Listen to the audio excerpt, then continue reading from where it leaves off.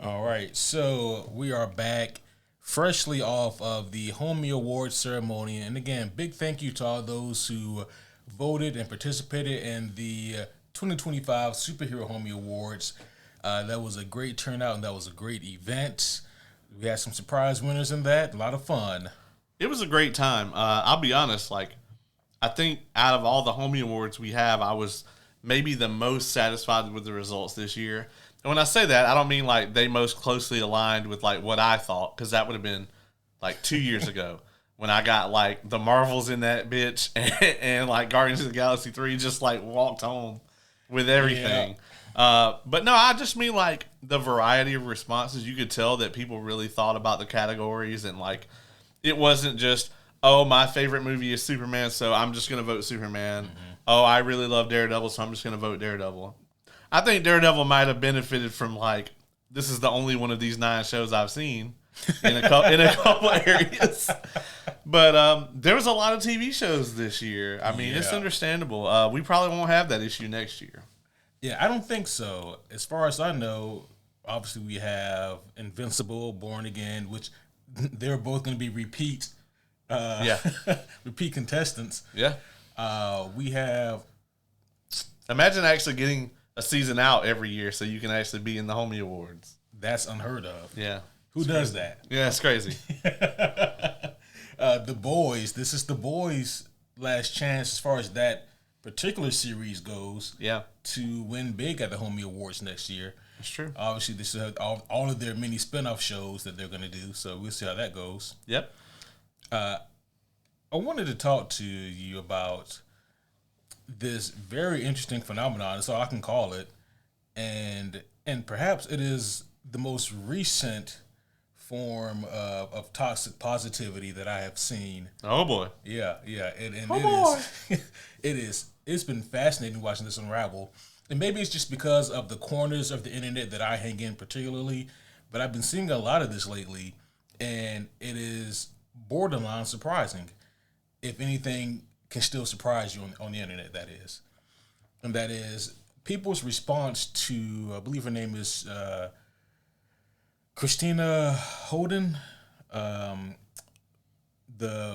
screenplay writer. She it has been announced that she is writing Batman Brave and the Bold. She is again reuniting with Andy Muschietti, who is still attached to direct. And seeing people's response to this has been illuminating for me, to say the least. I have not seen actually anybody say anything positive about this. Oh, okay. I hate to blame Zack Snyder for some shit that like he clearly had nothing to do with. And let me just reiterate, there's no way he had anything to do with this. But I feel like if you're cheering this on, you have to be in that camp, right? Like, so it would be like if let's just take, let's take a legendary duo that's like, really well known for you. Let's just say, Christopher Nolan and Christian Bale, right? Mm-hmm. Okay, so let's just say that Prestige came out after Begins. It was by a year. Yeah. So Prestige was between Begins and Dark Knight. Mm-hmm. So let's just imagine that he had shot Batman Begins like Christopher Nolan shot that with Christian Bale, and it fucking sucked. They're not going to let them come back and make this other movie. You know what I mean? It just wouldn't happen. It'd be like if, some of these different directors and these like duos that they're known for, you wouldn't know of any. Yeah. You know what I mean? Like if Fellowship of the Ring had come out and Peter Jackson and Philippa Boyens had just fucked it all the way sideways, there wouldn't have been no Hobbit trilogy. The only reason there would have been a Lord of the Rings trilogy is because they filmed it all at one time. Yeah. They'd have been like, this is trash. You're done. I just think about this whole scenario where both Andy Muschietti and Christina Hodson get rehired and attached to another big superhero project. And my thing is like this, is very much in line with what you just said, which is basically you can't really be upset at people having a side eye to this project when we just saw your two's previous efforts. But For those of you who don't know, I'm pretty sure that most of you may be familiar with Andy Muschietti. He was the director of the Flash movie that came out a couple years ago. And this lady wrote it. Yep. He also directed the It movies, and he played a really big part in Brooklyn to Derry. His horror stuff is really good. Didn't he do Ford v Ferrari as well? He might have. Was that him? I had to look. We have the technology, folks. We do have the technology for that.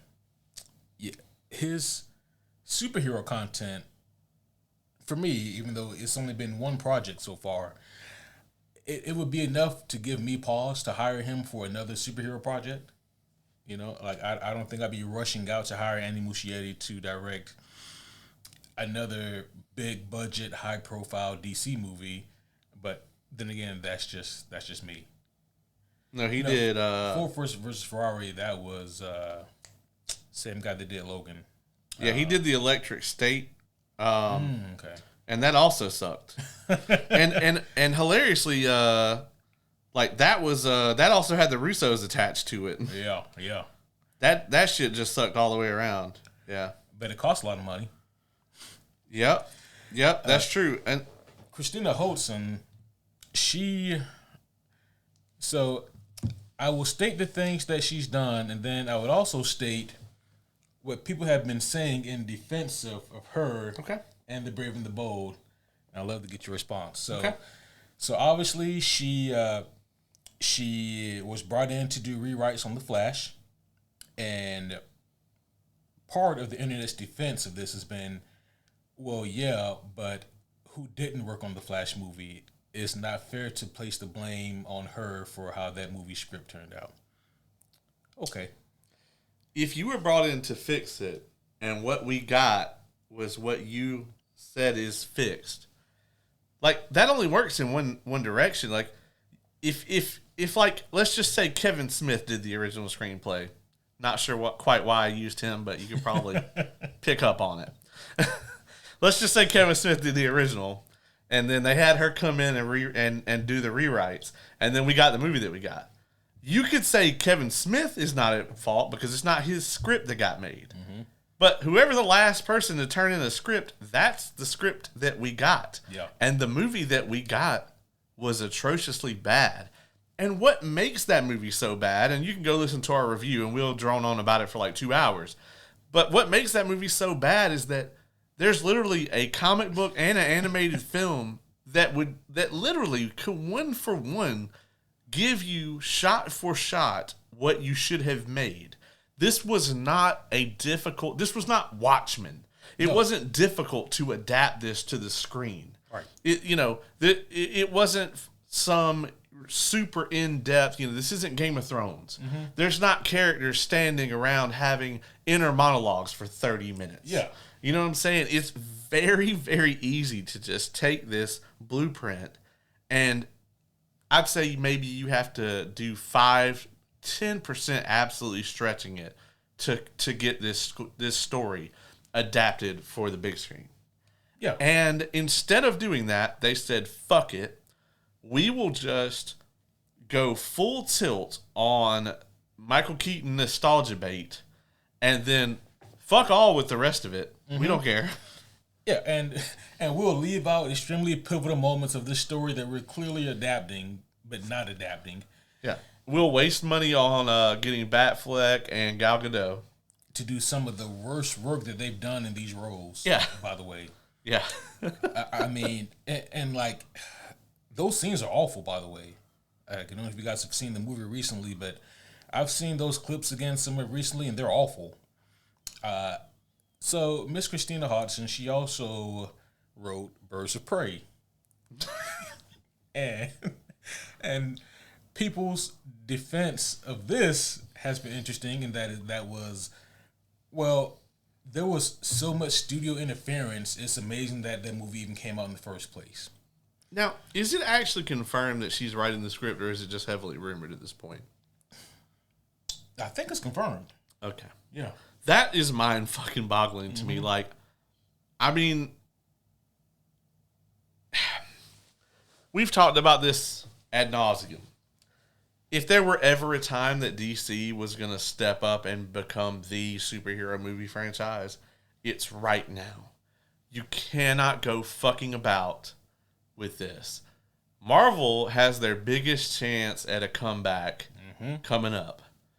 They have the opportunity this year to fix a lot of the things that they fucked up. With DC, you only get so many chances to reset. And this really should have been full slash and burn, in my opinion. I don't think anyone who worked on a DCEU project should be working on a DCU project. Except for James Gunn. Correct. And that's just because he made a really good entry in that. But I'm just saying, like, these fucking directors that turned in these garbage films, or these writers that wrote the garbage films, should not even be given a chance or a treatment on any of this stuff. It's mind-blowing to me how this kind of thing could happen. And I just want to point out that we both really, really want to be wrong, and we want The Brave and the Bold to be fucking amazing. Yeah, this just kind of goes with that idea that in Hollywood you just fail upward. Yeah. Because it's like, okay, well, you fucked up the big screen debut of like one of our main heroes, so we're gonna give you a bigger box office, like an established box office, like just bankroll, to fuck up. So her illustrious list of work that she's done goes on. She also wrote the Batgirl movie that never saw the light of day. You can stop. You can just stop. You don't have to keep doing it. Okay.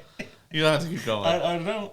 But people's favorite part is that she also wrote Bumblebee, which I don't know. Have you seen Bumblebee? I keep hearing from people that it's really good. I just can't be bothered to give a fuck enough to watch it. Does it have John Cena in it? Yeah. Okay. So, yeah. And Haley Steinfeld, it's one of possibly the best Transformer movie that doesn't have that Michael Bay feel to it, but that's like saying I went to McDonald's and I ordered the best burger on the menu. It's not a super tall order. Like the way that people are using the Bumblebee movie now in defense of Christina Hodson is like they are saying that this but Bumblebee, it's like a 9 out of 10. Like no one actually said that, but that's the way that they're presenting this movie now in defense of her writing Batman Brave and the Bold. When in reality, it's a strong, like if you just turn your brain off and then just sit back and watch, it's a strong 7. Yeah. And it's not gonna do anything that's going to insult you, and it's gonna be a fun ride for sure. But to act like, she wrote Bumblebee, therefore she can write this Batman and Robin movie, I think is wild considering everything else that she's done from Bumblebee to now. And I guess the thing that just really blows my mind, or unfortunately I should say the thing that scares me, because I think I understand what's happening here, is that James Gunn, a couple of things. One, he said a couple of years ago that The Flash was one of the best superhero movies he's ever seen. Yeah. And like at the time, we both gave him the benefit of the doubt and said, well, he's just saying this shit to put some hype behind this thing so people will go and see it. Right. He can't clearly mean it, but he brought them back. Yeah, I guess so. Maybe he really does like it. I'll be honest with you, man. James Gunn had a lot of credit with me, and Superman was tremendous. But he's out. Oh, boy. I'm just judging him on his merits from here forward. I have no more faith. There's no more trust. Listen, Peacemaker Season 2 bankrupted this man when it came to the chits that he had to fucking turn in with me. You know what I'm saying? He's out. He's done. He's even. That's right.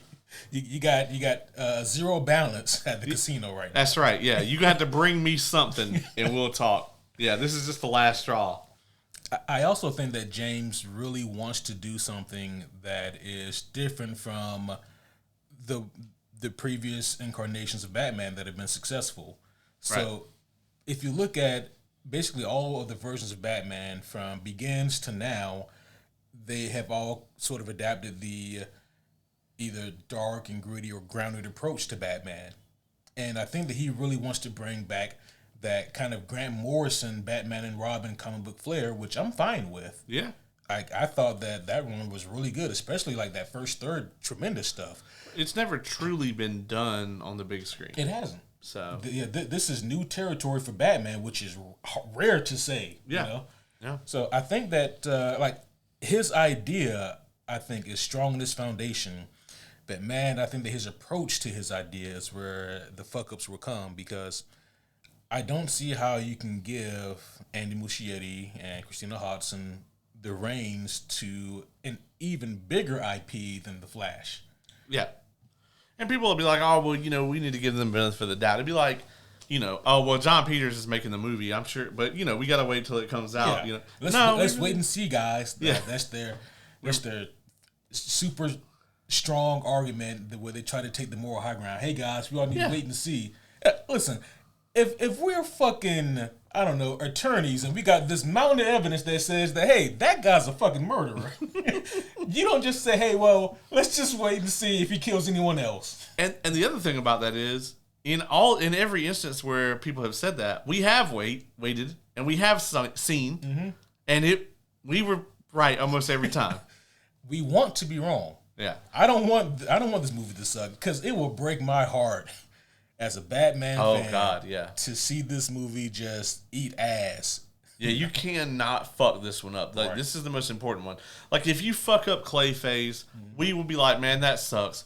But it's not going to have universe-altering, like, issues. Batman is your sure thing. Yep. You put Batman in somebody else's movie to get people to go watch it. You can't fuck up Batman. Right. Like, Batman... So here's the thing. You can have Batman show up in, like, the Martian Manhunter movie or whatever, and it's fine. You can't just have Clark show up everywhere, okay? Because if Clark shows up, there's really no reason for whatever that other hero is to be there at that point. Yeah. It's like, oh, well, Yeah. Well, then Superman just fucks him up. Yeah. It's over with. But I do think I understand what James is trying to do here. The same way that with his Superman movie, he doesn't answer any questions. He just presents these ideas and these characters to you, and you either catch on or you don't. Yeah. And I think he wants to do that with Batman and have a more lighthearted and fun approach. And I think you can do that. Like, you can just introduce fucking characters like Condiment King or Kite Man and just fucking fodder for them to beat the shit out of while the main plot progresses. Like, you can just do, whatever kind of weird shit you want to do with this and still have it work. You can have there be a strong comedic flair just from Batman being the straight man and Damian being a little shit, Yeah. Like, playing it right, yeah, there's a lot of potential here to have a Batman movie that we've never really had before. But it takes the right people making the movie to make that idea come to fruition. Yeah, agreed. Yeah. I kind of in that same vein, we were talking off mic about how, Kathleen Kennedy is officially gone from Lucasfilm. I think she is going to have a producer role on a few things, like, still that, she's working on. But as far as, like, her being the president of Lucasfilm, she's out. Dave Filoni is going to handle the creative side of it, and, like, the business side is going to be somebody else, which is really smart because I think Dave Filoni is a great creative. I don't think he knows anything about running a business, so, like, it's really good that they split that up. This has been kind of a quiet release because I haven't seen or heard much about this at all. Oh yeah, it's out there. It's definitely a thing. They even did like an exit interview with Kathleen Kennedy. And so I really want to go and rank all of the Disney Star Wars up to this point. So that'll be a future episode for us. I would say we would do all of it, but people are angry enough with us. Oh yeah. So holy shit. So like if we just don't include the first 6 movies, then I think we'll be fine. So everything that Disney put out. I think that's fair. That's good. Obviously, like, we're not going to include, like, Resistance because, like, I refused. Like, just assume that I don't ever care to watch that. That's what I'm going to do. I think that'll be a fun thing for us to do. I'm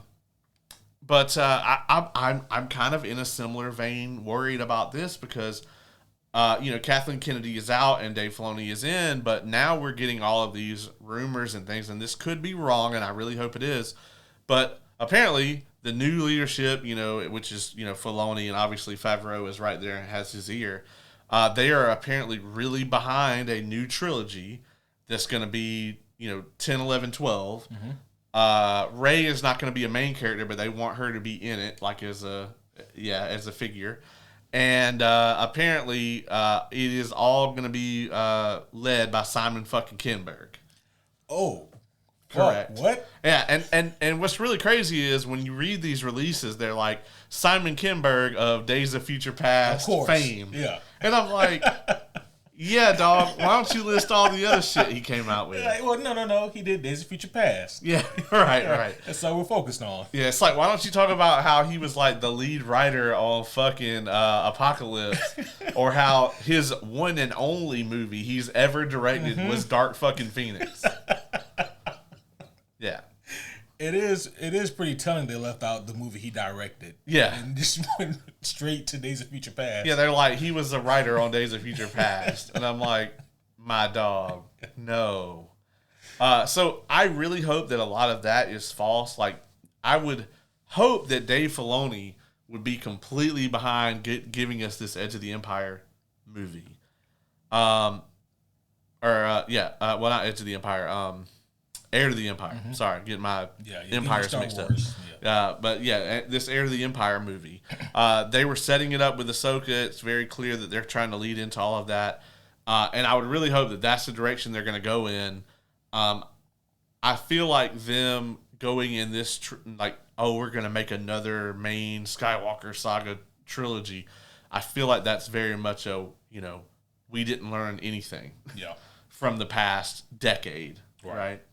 So, listen, the last time that they could have possibly mined those characters or that era was with the previous trilogy. Right.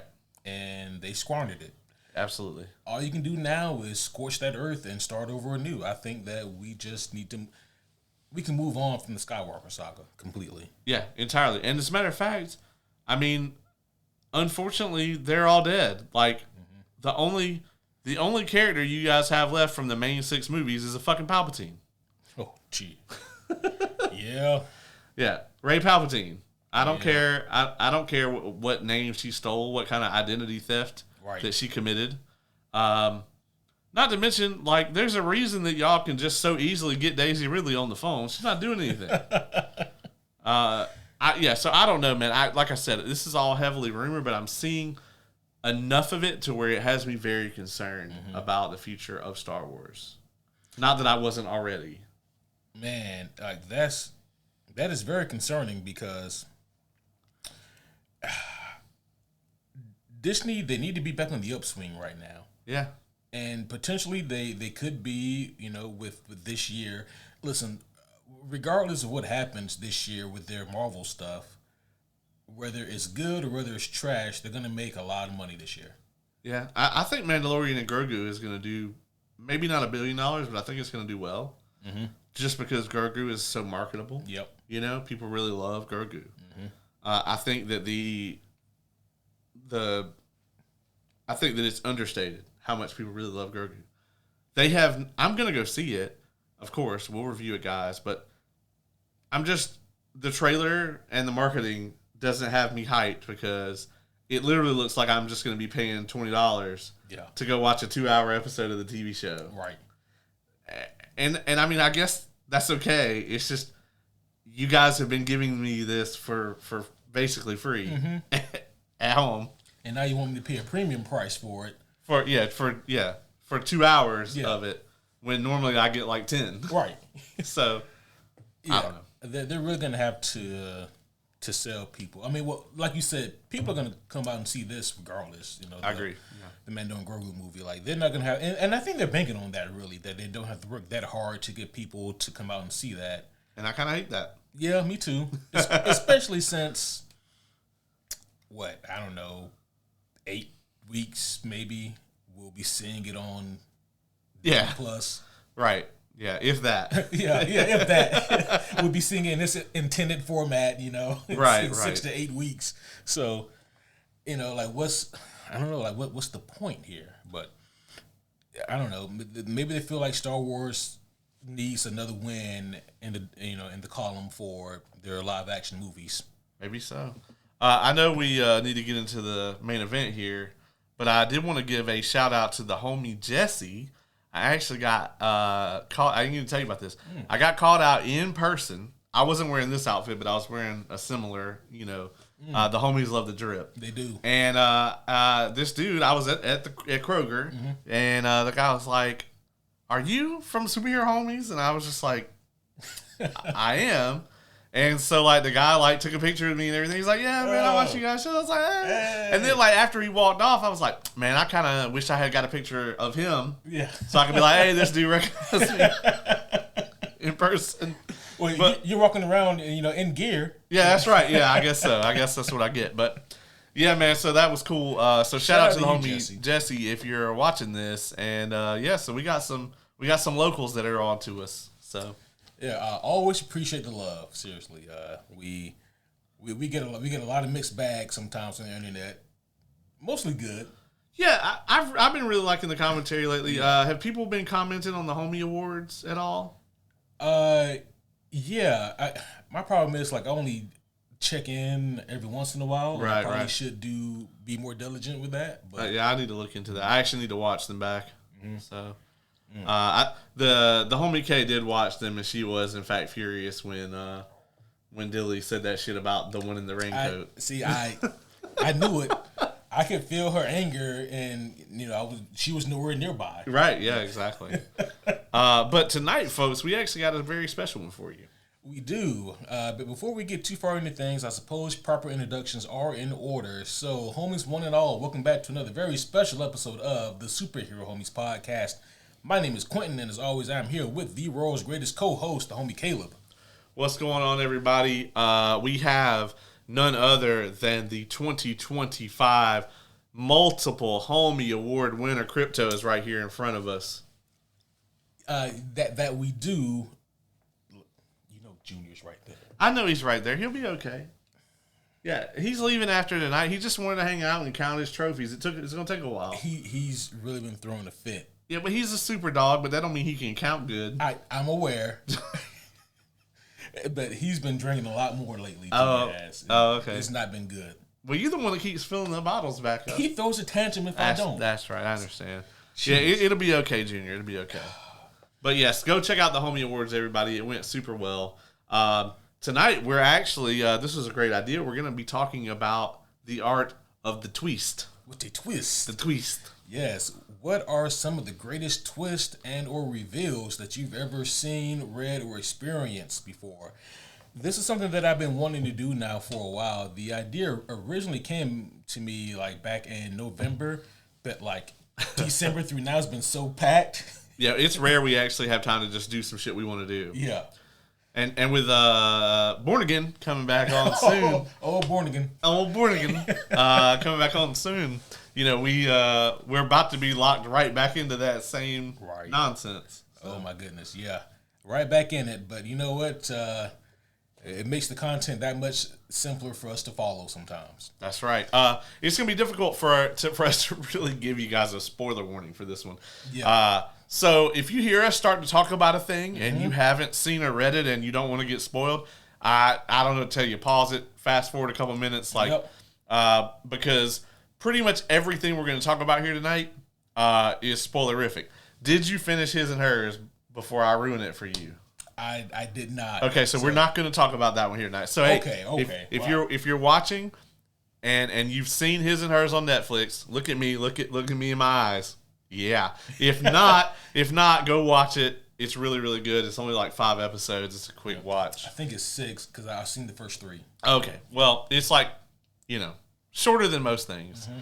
Mm-hmm. Unfortunately, they added a little season 1 banner to the bottom of that shit. So I unfortunately think they're going to try to do another season. I am True Detective worried. I was going to say, you think they're going to do a True Detective and have it be like an anthology? Or I actually think I think that's the only way that it could work. Mm-hmm. I think if they try to do another crazy thing with these same characters, you got to finish it though. It's quite good. Yeah. I'm not going to say it's perfect, but it's very, very good. And there is a really good twist, and I called it around episode 3 or 4, but it didn't ruin it for me that I was able to get the twist. As a matter of fact, it actually made me super happy when I was right. Yeah. So yeah, and that just goes to say that a good twist doesn't always have to be this thing that's completely unpredictable. It just has to be good. yeah. Yeah, we're gonna have some examples. I even brought some bad examples. Oh, yeah, there's those two tonight. So, man, yeah, I did not sacrifice the mental bandwidth to think of like the bad twist, but I probably should have because there are quite a few of those out there. I have a few. So we're gonna have some examples of some bad ones. Yep. We're gonna talk about the art of a twist, what makes a good twist, and we got plenty of examples here. I know I brought like 10. So excellent. Yeah. Yep. So would you like to kick things off, or would you like me to? Yeah, I'll kick things off, man. I'm actually going to start with one that's like super obvious, but I think that it deserves to be on this list because of how iconic it is. And we were just talking about Star Wars. Darth Vader is Luke's father. I had that on my list. I'll check it off. You know, like spoiler alert, but you know, this was in pop culture like the twist, right? It was the twist of all twists when Empire Strikes Back came out. As a matter of fact, when they recorded the scene, they actually recorded a different line and then they dubbed over it because only like George Lucas and I think Lawrence Kasdan and I think Luke himself knew about this. Like I think only like 3 or 4 people were aware that this was gonna he couldn't even tell Carrie Fisher and Harrison Ford. They didn't even know. And so, like, it wasn't... And James Earl Jones, right? He also had to have known. No, because he wasn't there in the suit. He wasn't there, but I'm talking about in the yeah, because he had to say the lines. Yeah. So he voiced that over. Yeah. So James Earl Jones would have known before everybody else. But it was this whole thing where it was like, you know, I guess maybe David Prowse knew because he would have been in the suit. Yeah. But not if they just dubbed it over. Like, right. he didn't say it at the time, you know? Because this wasn't on Netflix, so it's not like Luke went on this long monologue about like, no, you can't possibly be my father. No, I am your father. You're my father? No. Yeah, so I think that, you know, this was like just this massively kept secret and this huge reveal that really shaped the entirety of like what Star Wars is. Like to the point where, are you familiar with Machete Order? Have you heard of this? You seen this? You heard of this? No, does that have to do with Danny Trejo? It has nothing to do with Danny Trejo, Okay. other than the fact that he was a Rancor tamer in the Boba Fett show. Oh, he was. But it still doesn't have anything to do with that. So back in the day, and this is still a thing online, if you like, look it up.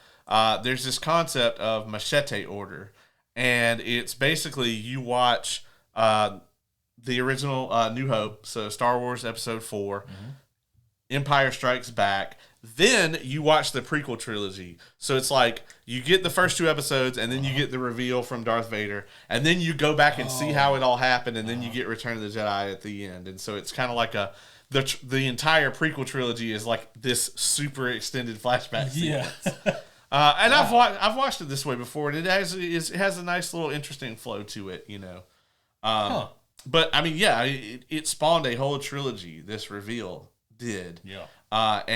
And it took the story to a different level, and it got everybody talking about it. And it's like one of the most parodied, satired, repeated, you know, whatever moments that there is. I mean, if you look at like the Aragon series that came out, it has the exact same twist. Although the first book is just it's like line for line copied Star Wars, but you know, we forgive him. He was 16, but like it's just this thing has been done over and over and over since then. And it's not that it was never done in anything before that. It was just that in this particular, like, huge explosion of fandom and pop culture, like, really the birth of kind of fandom, you know, that it was this huge moment that was kept under wraps. And there was no internet back then. It didn't get spoiled. It didn't get leaked. People went to the theaters and had their fucking minds blown, you know? Yeah, and I know you just said that this wasn't the first thing to do it, but I think to this scale it was. Yeah, it's not a matter of like this had never kind of reveal had never happened, because certainly, you know, all these like dramas and soap operas and stuff there had been, and so many books and literature had to have. Yeah, absolutely. Yeah. But as far as you've got this huge pop culture like icon franchise, whatever, and you're having this huge reveal. It was earth shattering, and I thought it really deserved to be here, even though like most people today don't think of it as this crazy twist because it's such a like part of culture. You know what I mean? Yeah, it's embedded in the cultural zeitgeist.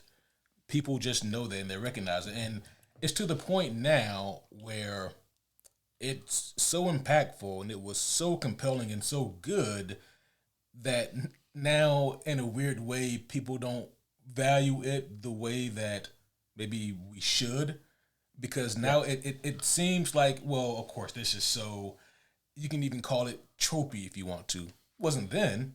This was like the first time something like this had been done to this degree, and it set the stage for so much fiction to try to emulate that to their own degree, you know? Right. And so, like, they really gave us something that has been just a never-ending gift in fiction with the reveal of, you know, Anakin being Vader. Probably also the biggest misquote of all time. I was going to bring that up. Yeah, because everybody always says that, you know, Luke, I am your father, but he doesn't say that. Right. You know, he says, you know, Obi-Wan never told you, you know, about your father or whatever. I don't know the exact line right there. I think who killed your father or something like that. Oh, yeah, no, he says, never told you about your father. And Luke says, he told me enough. He told me you killed him. And then he says, no, I am your father. That's the line. Yeah. He never says Luke right there. Right. And it was so dope. It's just so well done. Yeah. Yeah. And I couldn't imagine being in the theater at that time and just having my mind blown. I guarantee you, like, there had to have been audible gasps. Oh, yeah. You know? Yeah. Like, what the fuck? Fucking being loud like a motherfucker. Yeah. Yeah. Like, it's true from a certain point of view. And it would have been very easy for them to just keep this very rigid, these people are good, these people are bad. Yep. You know? Because they had the zeitgeist, 100%. I mean, they had everybody. They had society in the palm of their hands. They could have just made it this very straightforward Fast and the Furious style shit where it's just like Luke and the gang go off and do cool shit, and you know Vader's this mustache twirling, you know, I'll get you next time, Luke Skywalker. Right. You know? But they didn't do that. Yeah, they could have made it Space Dukes of Hazzard. You know, even had the good guys lose in Empire Strikes Back. You know, like and that had not been done. Right. You know, that was the thing that just didn't happen, especially like how serialized most things were back then. You know, I brought up like Dukes of Hazzard or whatever. You watch that show and like the good guys win every time. You know? Yeah. Well, they were the good guys then. It's debatable now, but you know what I mean. You know what I mean.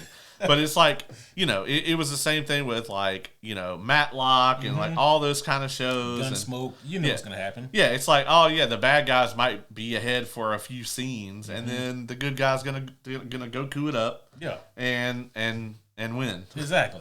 They cast win, and then the episode's over with. This may be a bit of a hot take, a bit of a stretch, and maybe a bit surprising even coming from me, a comic book guy, but I don't know if Infinity War ends the way it does if something like Empire Strikes Back hadn't happened. Like, if they haven't seen such a big scale win with the bad guys winning, I don't know if Marvel, with their multi-billion-dollar conglomerate, ran the risk of doing it.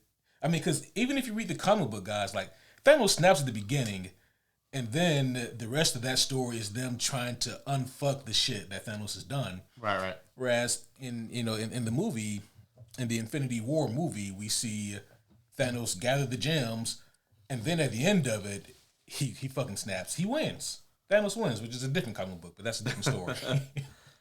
Well, they sent, you know, they did the very interesting thing with Infinity War that we've talked about, where they sent Thanos on the you know, hero's journey.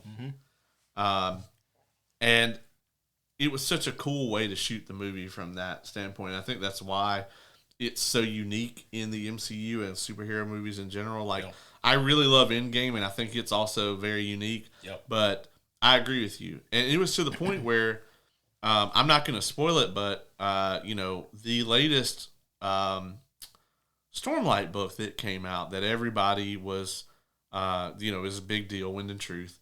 And a lot of people were comparing that ending to the way it ends to Infinity War. And I had a lot of people saying, oh, this is going to be like Hero of Ages. Mm-hmm. And, and I said, no, I think it's going to be more like Infinity War. But during all of that discourse, I started to think about it, and I was like, we're no longer being like, this is the Empire Strikes Back. Yeah. Now people are going, oh, it's going to be like Infinity War. Yeah.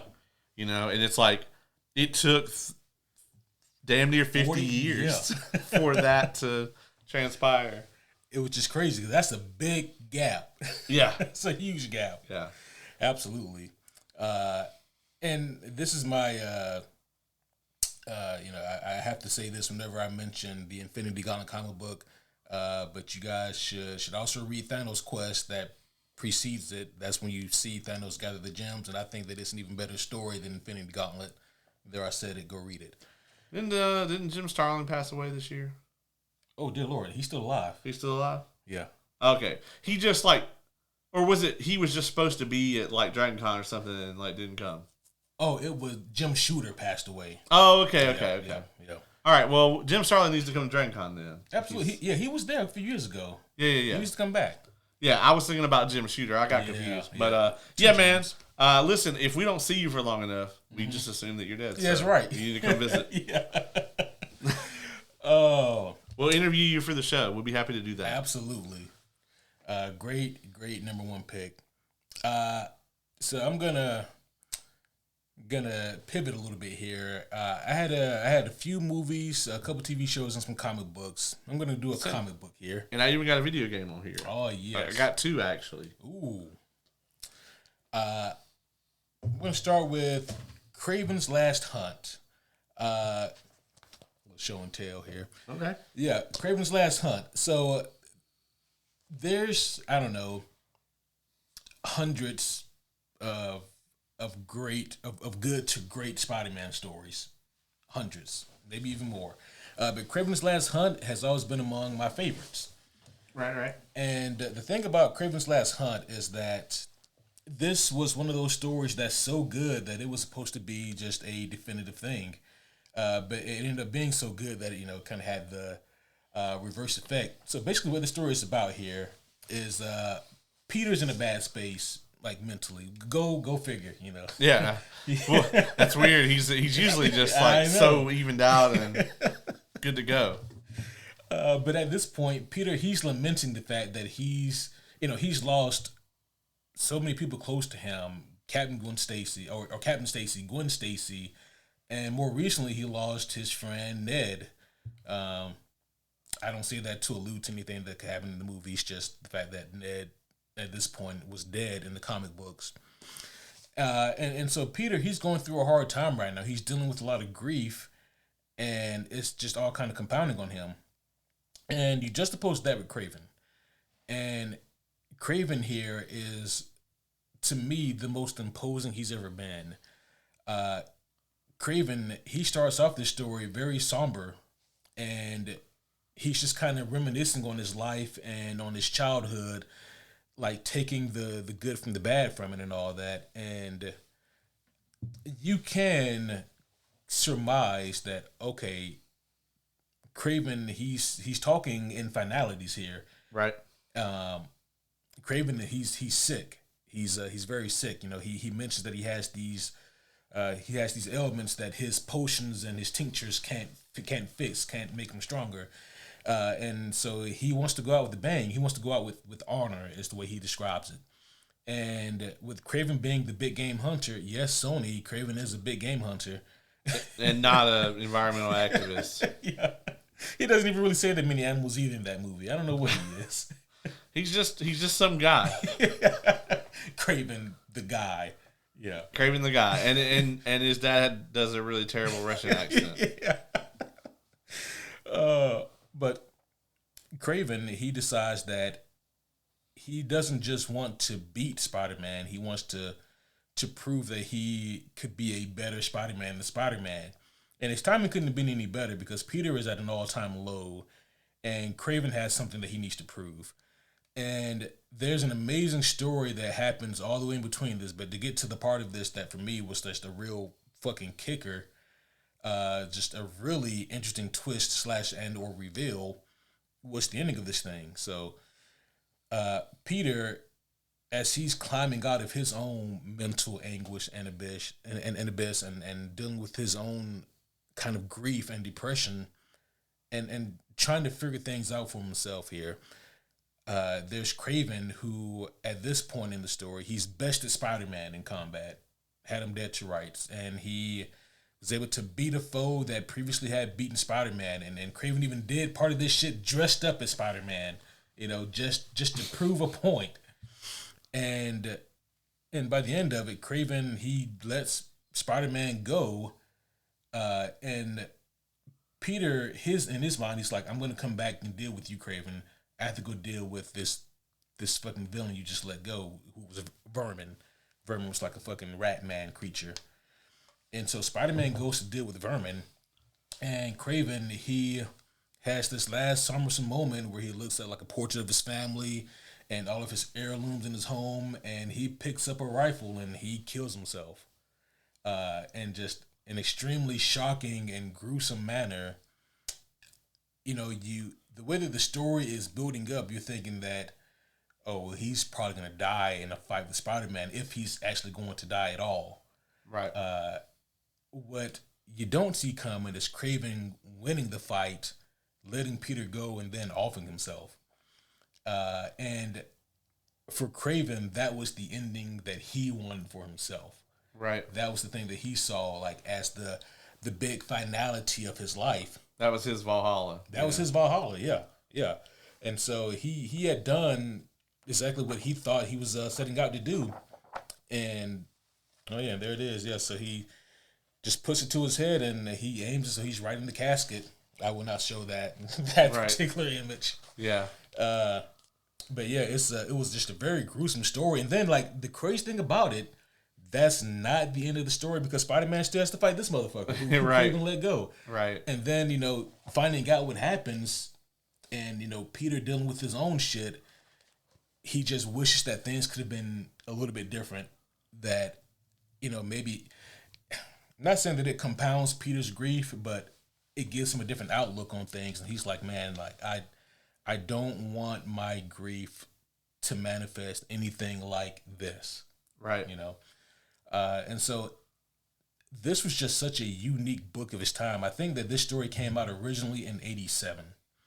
And back then, this is before we got Vertigo comics, back before we got comics that were super commonly dark and gritty to this degree. And so this was, especially for Marvel on top of that, like outside of the likes of Frank Miller's Daredevil, there wasn't a whole lot of Marvel that was super duper dark, and even Frank's Daredevil wasn't this dark. But it's not just good because it's quote unquote dark. It's good because of the themes that they touch on that comic books at that time really didn't do a whole lot of to this degree. And it's just so surprising that they were willing to go this direction. And the whole idea behind this was, all right, Craven's had a good run, but let's just kill him off. But like I said earlier, it was too good. And when you have something that's too good, you got to bring it back. Right. So. And not only you mentioned how dark the story was for Marvel at that time, in a Spider-Man book of all things. Yeah. This wasn't in fucking Moon Knight. Yeah. It was in a Spider-Man book. Right. Yeah, so you have Craven, literally pulling the trigger on himself in a Spider-Man book, and talk about a big swing. I'm very surprised that the higher ups at Marvel allowed this. Yeah. But man, it was a swing and it was a hit. And it's to the point now that it came out in 1987, so damn near 40 years later, it's still being lauded as one of the greatest Spider-Man stories ever. And for good reason. Yeah. Hell of a twist reveal in that for me. Yeah, that was a great one. Yeah, I need to get around to reading that one because everything that you've told me about it is fantastic. And even though I know that that's going to happen, that just made me want to read it more. Yeah. So. Yeah. And, you know, kind of on that note, like, you know, one of the things we've talked about in the past about a good twist is when it happens, it's got to make sense. Mm-hmm. And not only does it have to make sense, but it can't be this thing where it's like, we didn't lead into it at all. Right. You know, we didn't leave not one single breadcrumb to arrive here. And we did all that just to pull this out of nowhere, so there's no way that you could guess it. Right. No, the best twists out there, when they happen, you immediately go, fuck, all the pieces were there. Yep.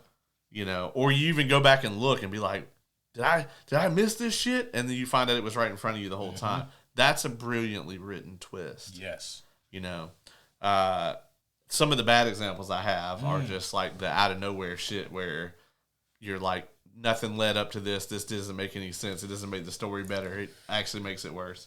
You know. Have you seen The Usual Suspects? I have not, I don't think. I'm so frustrated. I saw that movie years ago. I must have been a teenager. Who's in that one? Oh, everybody. Benicio del Toro. It's an ensemble cast of people. Oh, okay, yeah. Yeah. Yeah, I don't think so. I remember it being a good movie, and it's lauded as being a good movie, and it's also lauded as having like a really great twist, but take everything I'm about to say with a grain of salt, because I haven't seen this movie in damn near 20 plus years. But I don't remember it being a good twist in it, because it's all about finding Kaiser Sose. You know, who is this Kaiser Sose? It's got to be one of the usual suspects, and if memory serves, I don't remember who it is, but I don't think it was any of the usual suspects. And so, like, it's a great movie from what I remember, but I don't remember the twist being that great, because like no one could ever guess who Kaiser is, because it's not any of the usual suspects. Right. But I could be wrong. Again, it's been like 22 years. Yeah. So we'll stay in the comic book realm. And one that I have on my list, this will be no surprise to you, is Hush. Hush is such a tremendous twist because, I was actually looking earlier. I was like, I know he's got it over here somewhere, since this man got all these visual aids. So with Hush, we actually are introduced pretty early in the story to Thomas Elliot, and we get all these kind of flashbacks of Bruce having this like childhood friend or whatever. And I'm like, you know, I'm reading this having lots and lots of Batman knowledge. I'm like, man, if we're getting introduced to some random motherfucker I'd never heard of from Bruce's childhood, right. he's probably going to be batshit insane, you know, or hate him or whatever. And Thomas Elliot fits kind of both of those things to an extent.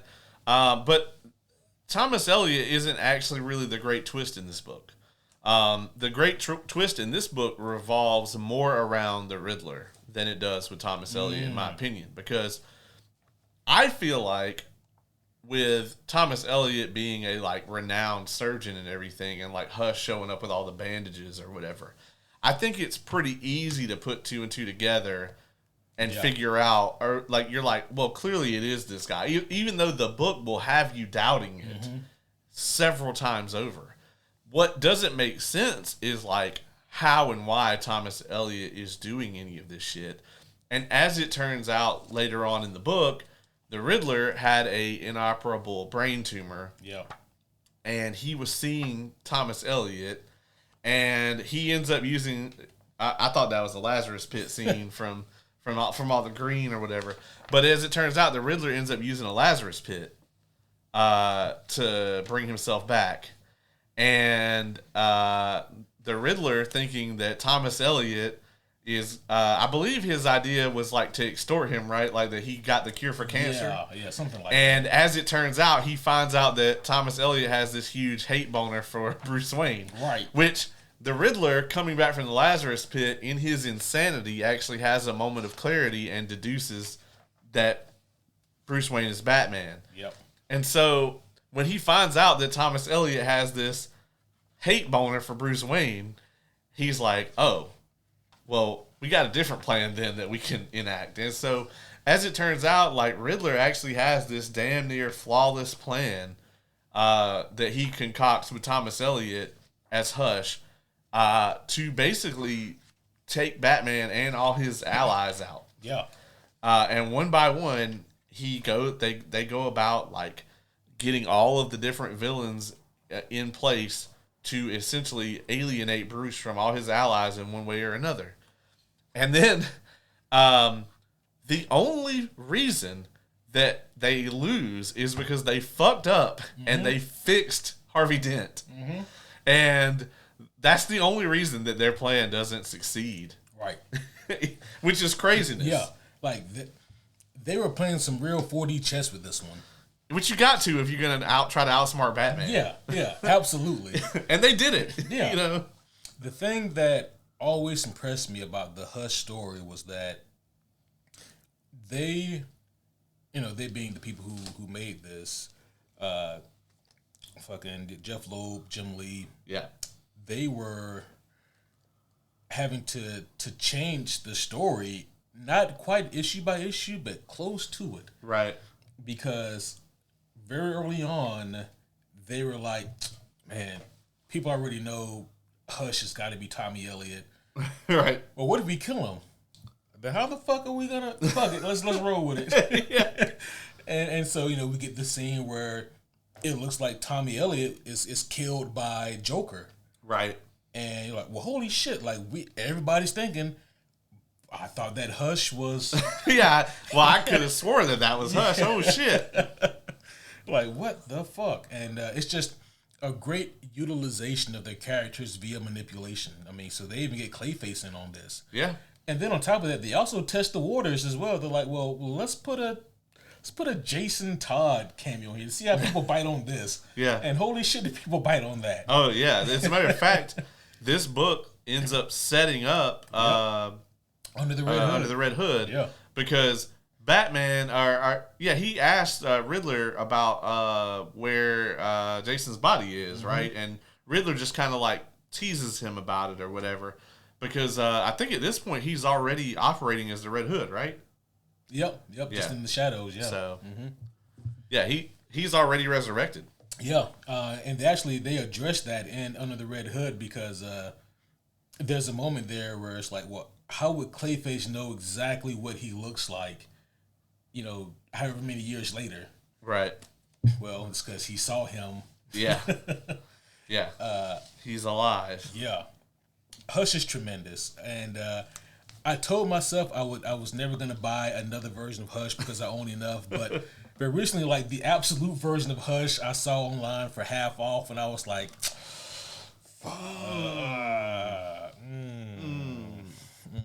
well, one more won't hurt. That's true. Yeah. I mean, I love Hush. I think it's one of the greatest Batman stories ever. It's amazing how many amazing Batman stories Jeff Loeb is a part of. Is Hush 2, is that out yet? I think it's been coming out, but they've been taking their time. Yeah. I don't know anything about it, though. Yeah. I mean, even from the premise, like, I don't know a damn thing about Hush 2. I'm not going to issue by issue it, so I'm going to wait for the Omni to come out, however long that takes. Right. Yeah. I assume maybe sometime this year. Yeah. If I had to guess. But yeah, I love the twist in this, and I'm one of the few people that wasn't mad about them changing the movie to where it was like the Riddler did all of it. Mm-hmm. I was like, I guess, but yeah, it's like it. I didn't think it was awful. I thought it was off-putting a little bit, because at that point it felt like their primary concern was trying to work the audience versus how do we best adapt the story. Yeah, it lacked a lot of the nuance that the reveal has in the story, I think. Right. Because in the story, it is this huge twist or whatever. And yeah, I mean, they were definitely trying to work the audience a little bit, obviously, like issue by issue. But it all worked out really well. And the way that it comes out is not how it's expected. It's not tropey. Yeah. But then the way that it's done in the animated movie, it is kind of tropey. I still like it, though, because it's probably the closest thing we're ever going to get. And it's my favorite Batman story. So. Right. Yeah, I mean, I don't think we're ever going to get, like, a live-action Hush movie. No. If we were, it would have been the Batman Part 1, Yeah. They would have reworked that. Yeah. I mean, honestly, I think, like, even if the DCU like really hits off and like starts, doing old school MCU numbers like a billion, a billion, they're not going to make this movie. It would cost $600,000 or $600 million. Everybody's in it just to make this movie. Yeah, just because everyone is in it, bro. The Killer Croc fight alone would cost a fortune. Yeah.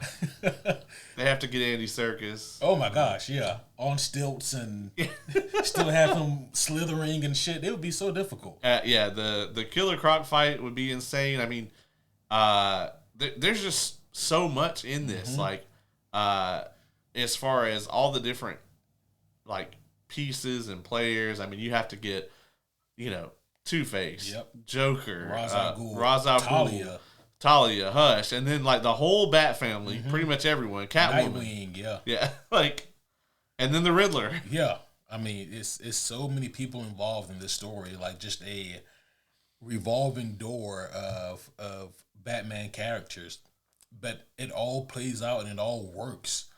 What if like the Batman Part 2, like they've just been fucking with us? It's actually Hush, because they got the Riddler locked up. Oh gosh, he could just turn out to be the villain again, like at the end. Batman goes to the cell like, you motherfucker.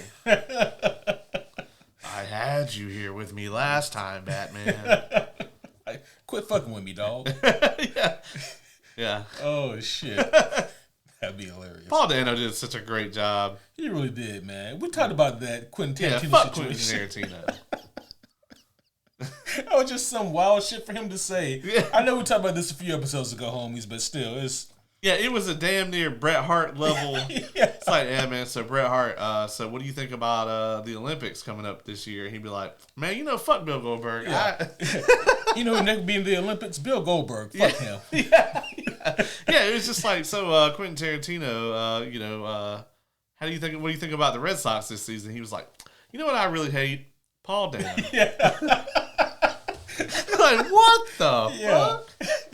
I would have been completely thrown off had I been interviewing him for that. Yeah. I would have laughed thinking that, okay, where's the punchline? Yeah. And then... like, it turns out they're just great friends or something. Yeah. And then, like, the slow realization there is no punchline. Quentin Tarantino just hates Paul Dano. Yeah. I'll be honest with you. I actually really loved that, like, Paul Dano just kind of sat back and let the internet come to his defense. And we did. Yeah, that was the best thing for him to do, and it worked out beautifully. It really did. Yeah. Yeah. All right, what you got? All right. Next up, I'm going to do a movie here. Okay. I had to do this one. Mr. Glass and Unbreakable. Ah, yes. I don't have this one on my list because I knew it would be on yours. Yeah. 100%. So this, to me, may have been like the first major twist that I saw, like, in person as a child. Right. Like, because this movie came out, I think it was like 12 years old, and like I was glued to the mystery of Unbreakable. So for those of you who don't know Unbreakable, this was back when M. Night Shyamalan was still making really good movies. Yeah. And Unbreakable, for me, it may be my favorite of his movies. Oh yeah. It's not a tall order for me, honestly. There's a lot of people out there who, they'll put Signs first or Sixth Sense first, but for me, it's Unbreakable. Yeah. Like for me, it literally comes down to Unbreakable or Split for the best. And not to piggyback on you, but I think that Split also has a tremendous twist. It does, yeah. Man, for me, like the fucking ending of Split, I'm like, how do you get me with Mr. Glass twice? Right. Yeah. Absolutely. That, and I kind of wish they left it at that in light of what we got. How fucking ballsy would that have been for Shyamalan to come out and say there is no third movie? Like, he just drops the connection to Unbreakable, that like this is a sequel at the very end, right? And then that's it. Like that, like if he had just had the balls to go, that's how the story like Like all I'm doing is telling you that he's out here being a superhero. Yeah. He's doing his thing. There is no third movie. Like, we would have been furious, but it would have been this amazing, like, bold choice. Because we ended up furious anyway. Oh, yeah. Yeah, because what we got. Because Glass is one of the worst movies. Oh, I mean, man. other than the fact that specifically James McAvoy, James McAvoy and Samuel L. Jackson both really, really kill it in that movie. Not to like, shit on anybody else that's in it, but, like, those two in particular absolutely nailed it, you know. But man, like, I don't want to go off on Glass, but man, the way that movie just unfolds, it doesn't even quickly go off the rails. It slowly goes off the rails and never recovers. Yeah, you're like, okay, at any moment now, there's going to be this big reveal, and like, I'm going to figure out that all this shit that I've been sitting here watching is like something else. It's like, no, there is going to be a big reveal, but you're going to be more angry than you are right now. Bro, oh my God. Like, yeah, so part of they're not really a hospital, part of a secret organization that hunts down superheroes, and it was just a really weird twist. And they're really good at it. Yeah. Unlike in every other, like fiction, they're really good at it. Right. Because normally the people that do this are really bad at it. Yeah. Oh my gosh, yeah. And then like them drowning Bruce Willis's character in the fucking mud in the hole. puddle or whatever. Mud puddle. Like, what the fuck? Like, don't get me wrong. I think that the actual like premise of that is pretty cool. Like this idea that like this exists in our society, but the reason that like superheroes haven't become a thing is because like this organization is really good at what they do. Yeah. And they kill motherfuckers that show up with powers. Right. Immediately. Yeah. And I'm like, that's a cool concept. We could go off of that. This was not the time nor the place, and it just feels awful. And then they try to do this like uplifting thing, because I'm trying to remember, do all three of them die? We know that Bruce Willis's character died. I think that didn't Mr. Glass also. I thought Mr. Glass had figured it all out. Yeah, but because remember, like I think it's Anya Taylor-Joy's character and Bruce Willis's son. They send out like the fucking. They let everybody know about it because he also dies, but it's because of him that they're able to tell everybody. Yeah. It was that movie was something, but Unbreakable. Yeah. So for those of you who don't know, super huge spoiler alerts. You're probably confused as fuck if you've never seen Unbreakable. Yeah, if you haven't seen any of these movies, you're like, what are they talking about? But yeah, Unbreakable to me is probably his best movie. It has one of the best twists. I mean, I gotta agree with that. And just the quick premise of it, there's this ordinary security guard. His name is Bruce Willis. I forget his character's name. It's like Kevin Dunn or something like that, isn't it? That's the wrestler. The wrestling guy? Yeah. I think David Dunn. I think you're right. Yeah. I knew his last name was Dunn. Right, yeah. And he has a basic white guy first name. Yeah. So close enough. That's right. But he's in a train wreck, East Rail something. This the name of the trilogy. Yeah. And it's a horrific train wreck, and he is the only one to not only survive, but he's able to just walk away from it unscathed. The way they reveal that in the movie is gruesome and amazing. Because when they flash back to that train sequence, at this point in the movie, we already know that this is the train wreck that he's in. That everyone dies, and so how intense it is. Yeah, just like the moments leading up to it, because it's gonna happen. Well, to me, the shot that maybe even makes the movie is toward the beginning when right after when he's in the hospital, and it's a brilliantly set up shot because and it's to the point that I probably haven't seen this movie in 7 or 8 years. And I can replay this exact shot in my head right now because there's a body on a table, and you see that the doctors and stuff are like trying to work on this body, and you hear the heartbeat monitor beeping, and the focus though isn't necessarily on that body. The focus is actually on Bruce Willis and the doctor behind him, and Bruce Willis is watching them tend to this guy, and he's asking the doctor like, "What's going on?" and why the doctor's asking him all these crazy ass questions. And they want to know like where he was sitting. Did he get up to go to the bathroom? All this other stuff. And finally, Bruce Willis is like, "Why are you asking me these questions?" And he's like, "Well, because in a few moments you're gonna be the only person who survived this train wreck, and you don't have a scratch on you." And the whole time that they're having this conversation, you actually start to see like more doctors rush in, and like the heart rate monitor beeps faster, and finally you see like the blood stain on the band. Like this dude starts to bleed through the bandages, and then the blood splatter like expands while they're talking, and then you hear the heart monitor go off like as he's telling him he's going to be the only survivor. Yo. It was just such an effective shot where they're giving you all this exposition at one time without like just, I don't want to point the finger, but without all the characters like, you know, shouting it over and over. You know, this movie's never been on Netflix, I don't think. Yeah, it hasn't. That's a weird thing it is, for you to bring up. You know, just, you know, so many movies go to Netflix. Yeah, Unbreakable never did.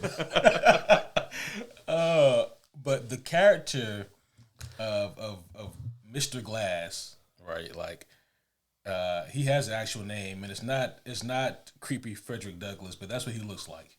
He really does. And you spoke earlier about how with a good twist, you can see all the pieces there in hindsight, but in the moment you don't pick up on it, and that's exactly what the case is here. Yeah. 100% this guy's a psychopath, right? You know? Oh, yeah.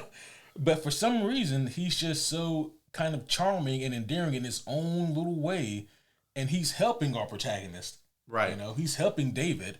So we're all just thinking, all right, yeah, he's on the up and up. And then, you know, at the end of the movie, we get the scene when, you know, Bruce, he stops the guy who we had a bad feeling about, who was kidnapping the kids.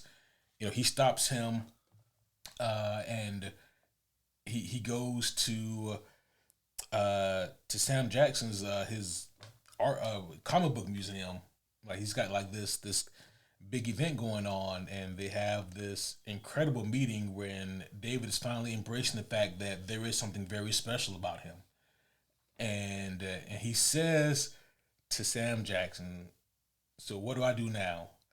Or what happens next?" And Sam Jackson just says, "We shake hands."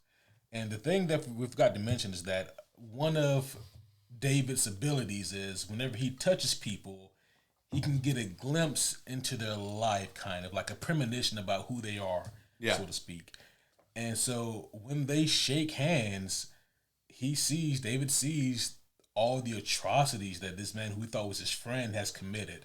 Yeah. And Sam Jackson wants him to see that. Yes. Like, he wanted him to know what this connection was. And then he goes into one of like the best monologues that I think that Sam Jackson has ever given in his career. Yeah.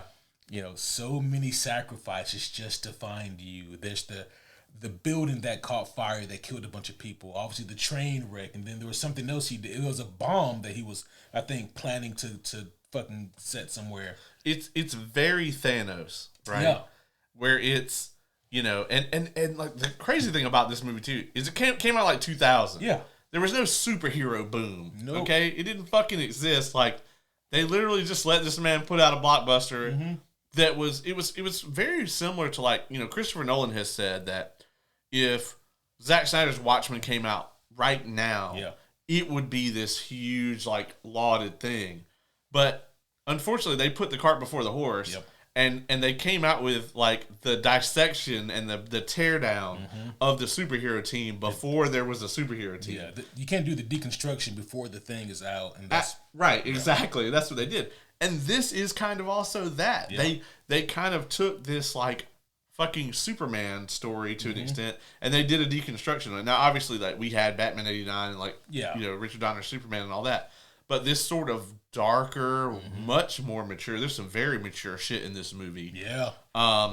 You know, take on like, oh, we're gonna do this, and then we're gonna have this like Thanos type villain that, you know, we're gonna get you to like until the end of the movie, and we're gonna give you this big reveal.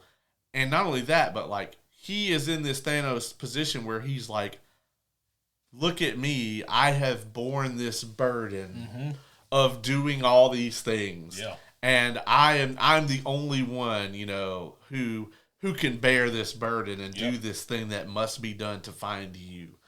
And Bruce Willis's character, you know, he's the audience surrogate for all of us at that point. He's just like, nah, fuck you, dog. Like, yeah, you are fucking insane. He's like, I'm calling the police. Yeah. And you know you can't fight me. Right. And, like, I love how, like, when Bruce Willis, he's, like, walking away stunned, you know, Sam Jackson, he's still going off and, like... he's like, I haven't finished my monologue. Yeah. And if you're a comic book fan, it's like, well, yes, but no. Like, you're insane. Because he's saying things like, you know, and, like, the good guy and the villain, they only start our friends, just like you and me. And, you know, like, you know, you're really strong, but just you swallow a little bit of water and, you know, that's your weakness. Me, like, I have brittle bones, but, like, my brain is, you know, blah, blah, blah. And, you know, he just goes off about, like, the dichotomy of, like, the hero and the villain and the necessity, like, and at one point, I think my favorite line in the monologue, he says something like, now that I know who you are, I know who I am. Yeah. And it's cold as ice, the whole thing. The line he drops to at the end, you know, he's you know, I always should have known it was the kids. They called me Mr. Glass. They called me Mr. Glass. And it's such a tremendous monologue. That part that you mentioned too, you know, about like, you know, the hero and the villain, they usually start off as friends. Every time I watch Smallville, I think about that. I hear that line in my head whenever I see Clark and Bruce whenever I see Clark and Lex on screen together at the same time, you know, it's like that line always plays through my head. And you know they had to have had it in mind when they were writing that show. That's a good point. And I also just wonder, like, man, when are you going to turn on me? And what's that going to be like? Yeah. Yeah, right. But yeah, that twist in Unbreakable, fantastic. I had the privilege, this is maybe 10 years ago, when me and the homie Kevin were roommates, and I said something that I just made like an offhand Joker reference to Unbreakable, and he said, I've never seen it. And I go, well, I know what we're about to watch do. It right now. Yeah. And clear off the next 2 hours. Yeah. And he fucking loved it. Oh, I bet, yeah. Incredible movie, incredible twist. Even though now, if you guys haven't seen the movie, you know what happens. Yeah. Watch it anyway. It is going to make you want to watch Split. And Split's kind of like that, but like backwards to an extent. Yeah. You know? Mm-hmm. Yeah, because like you watch Split and you have no reason to think that there's any connection. Yeah. And then at the end of the movie, they kick in that score that like triggers something. Yeah. And then, you know, you see them and they're trying to, the people at the diner trying to remember what's the name of that other crazy lunatic. Yeah. And was it Bruce Willis sitting there? Yeah, he's sitting there, yeah. And I mean, so like this is, when I watched Split, I did it blind. I hadn't even seen the trailer. And so like when that part happens, I remember standing up in the theater. Like a fucking crazy person. Like when the music kicked in, I literally just stood up and I sat there. Thankfully, it wasn't like opening night or anything because people probably would have thrown shit at me. Like whoever behind me, you know. But like this was like, you know, a couple weeks in. It was just like in the middle of the day on day off or something. So there was probably like 50 people in the whole place. Yeah. And like I like just stood up and I just stood there just staring at the screen as this reveal happens. And the thing is, I loved the movie before that reveal. You know, like it was such a great movie up until that point. As a matter of fact, I think that was where I got introduced to Anya Taylor-Joy, who you know I am an immense fan of. I love everything that she's in. Oh yeah, except for that fucking Mad Max movie that I won't watch. That's because you haven't seen it yet. Yeah, right. Yeah, probably. I actually hear it that I probably would kind of like it. Oh yeah. Yeah, but I hated Fury Road. Yeah. So, but that was a great one, man. Thank you. Yeah. What will I go with? You know, so here's what I'm going to talk about. I'm going to go with a TV show, and I can't go his and hers because you haven't finished it yet. But I'm actually going to go with The Shield. And I'm going to go with this one because the twist of this show is so very unique. And I actually can, even if you haven't seen the show, I can spoil it for you right here, right now. And if you go and watch the first episode, you'll be like, yeah, no, duh. But in the next to the last episode, it's It's either the next to the last or like the one right before that, but I think it's the penultimate episode. I'm almost entirely sure. I haven't watched the show all the way through in like, a few years. So it's time. Yeah. But there's a scene where Vic, the main character, confesses to everything that he does, right? And over 7 seasons, you actually watch this man commit all these atrocities, right? Like, obviously, like, he shoots a cop in the face at the end of the first episode. Spoilers for this over 10-year-old TV show. But very first episode, he shoots a cop in the face. But then, like, over the course of time, he kind of justifies that, right? You learn that this cop that he shot in the face, Terry Crawley, was going to turn him in. He was, in Vic's mind, he was working against the concept of justice, right? He was working against the cops. Cops good, bad guys, or bad guys bad. And this dude was defending the bad guys, so he had to go. And obviously, like, just me sitting here saying that, you're like, yeah, obviously, duh. But then you see Vic do all these really good things as well. So it really broke down this idea of, number one, that your main character, your protagonist, has to be good, right? Yep. And then it also broke down this idea that, like, people are good or bad all the time. Like, Vic Mackey, in many cases, is very much a very gray character. Up until a certain point, everything that you see him do that's, like, maniacally fucked up, you can always tell that, like, in his mind, his, like, outlook and his code or whatever, it's always justified. Yep. But it is not until, like, the very end of the series where there's a scene where he's in the room and he's doing this confession. He's got immunity, and he's got immunity to everything he confesses to on the tape. And at the beginning of the interview, he's like, how much time you got on that thing? Yeah. And as he starts recounting this stuff, you, the viewer, are sitting there with this character that you've spent years with, and you're like, fuck, the twist is not this huge reveal. It's an uncovering of what you already knew. It's that this guy was the villain the entire time. And he's only become more so over time. Yeah. Right? He never was the hero, but he was a villain who saw himself as a hero. Yeah. From jump. The brilliance of the Shield and of that moment that you're speaking of is that slowly over the course of those, 7 seasons? Over the course of that 7 seasons, you as the viewer are convinced to pull the wool over your own eyes, and then in that moment, you yourself are having to take that off. Yeah. And because, like you said, we're with him every step of the way. Like, we know of all the atrocities of Vic Mackey. We know. Yeah. We sit there and we watched him burn a man's face on a stove. We watched him do all kinds of heinous shit. That was a bad guy. It's fine. And that is exactly what so many people subconsciously said to justify this shit that he does. Because 9 times out of 10, maybe 8 times out of 10, it's to a really bad person.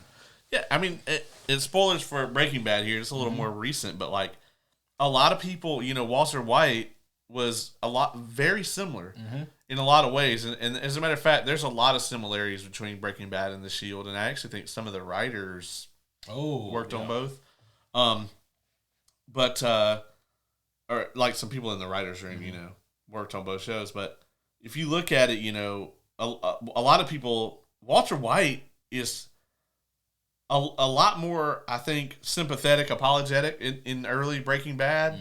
But, like, by the end of season 1, you're like, well, I mean, this motherfucker is well beyond just doing what he had to do at this point, And, like, I think a lot of people don't really see that with Walt until he lets Hank get killed. Yeah. And then you're like, man, this okay, but that's a bridge too far. But then it's like, no. All this shit should have been a bridge too far, you know? I think for a lot of people, even Hank getting killed, people gave him a pass on because you can argue that Walt tried to to talk him down and tried to convince Hank to just lay off of this. Right. And obviously, the gangsters don't, and Hank doesn't. Yeah. But around the time that he poisons the kid with the ricin. Yeah. Like, at that point, if you're still thinking, well, he did one bad thing, sure, but no. Walt was a horrible person. I mean, season 2, Kristen Ritter's character, he stands there and watches her die. Yep. Because it's going to be beneficial to him. He lets Jesse go through an immense amount of turmoil. Mm-hmm.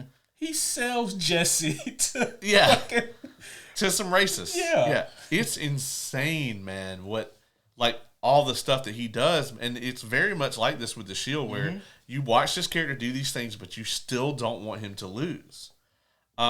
Because you're invested in the character and what they're doing.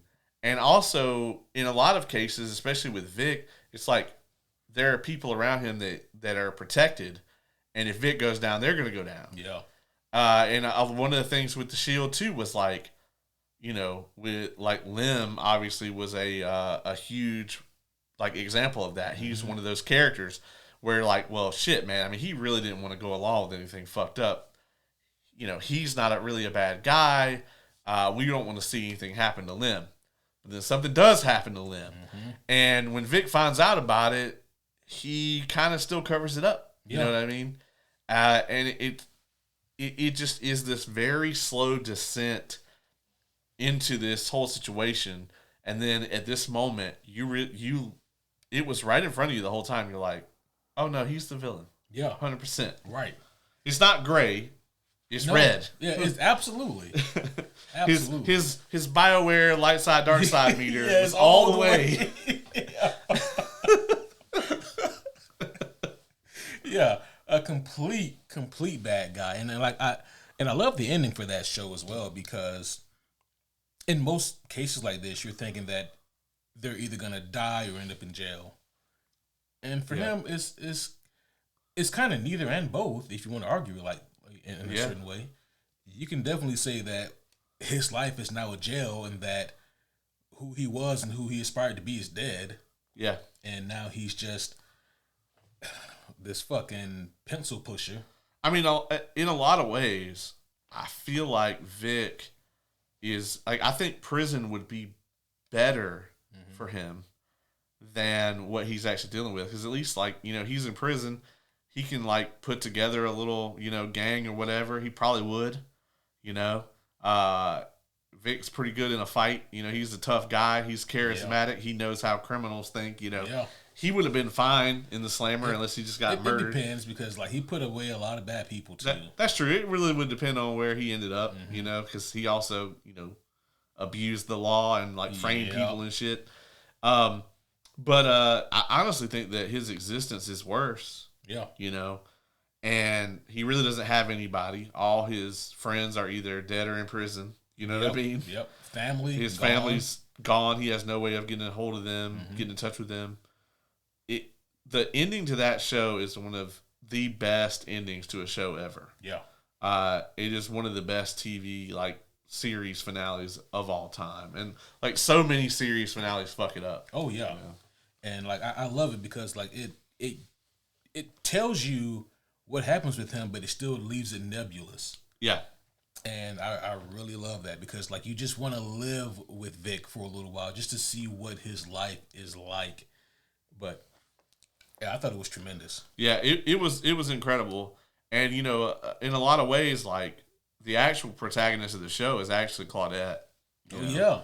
She's I think the most good character.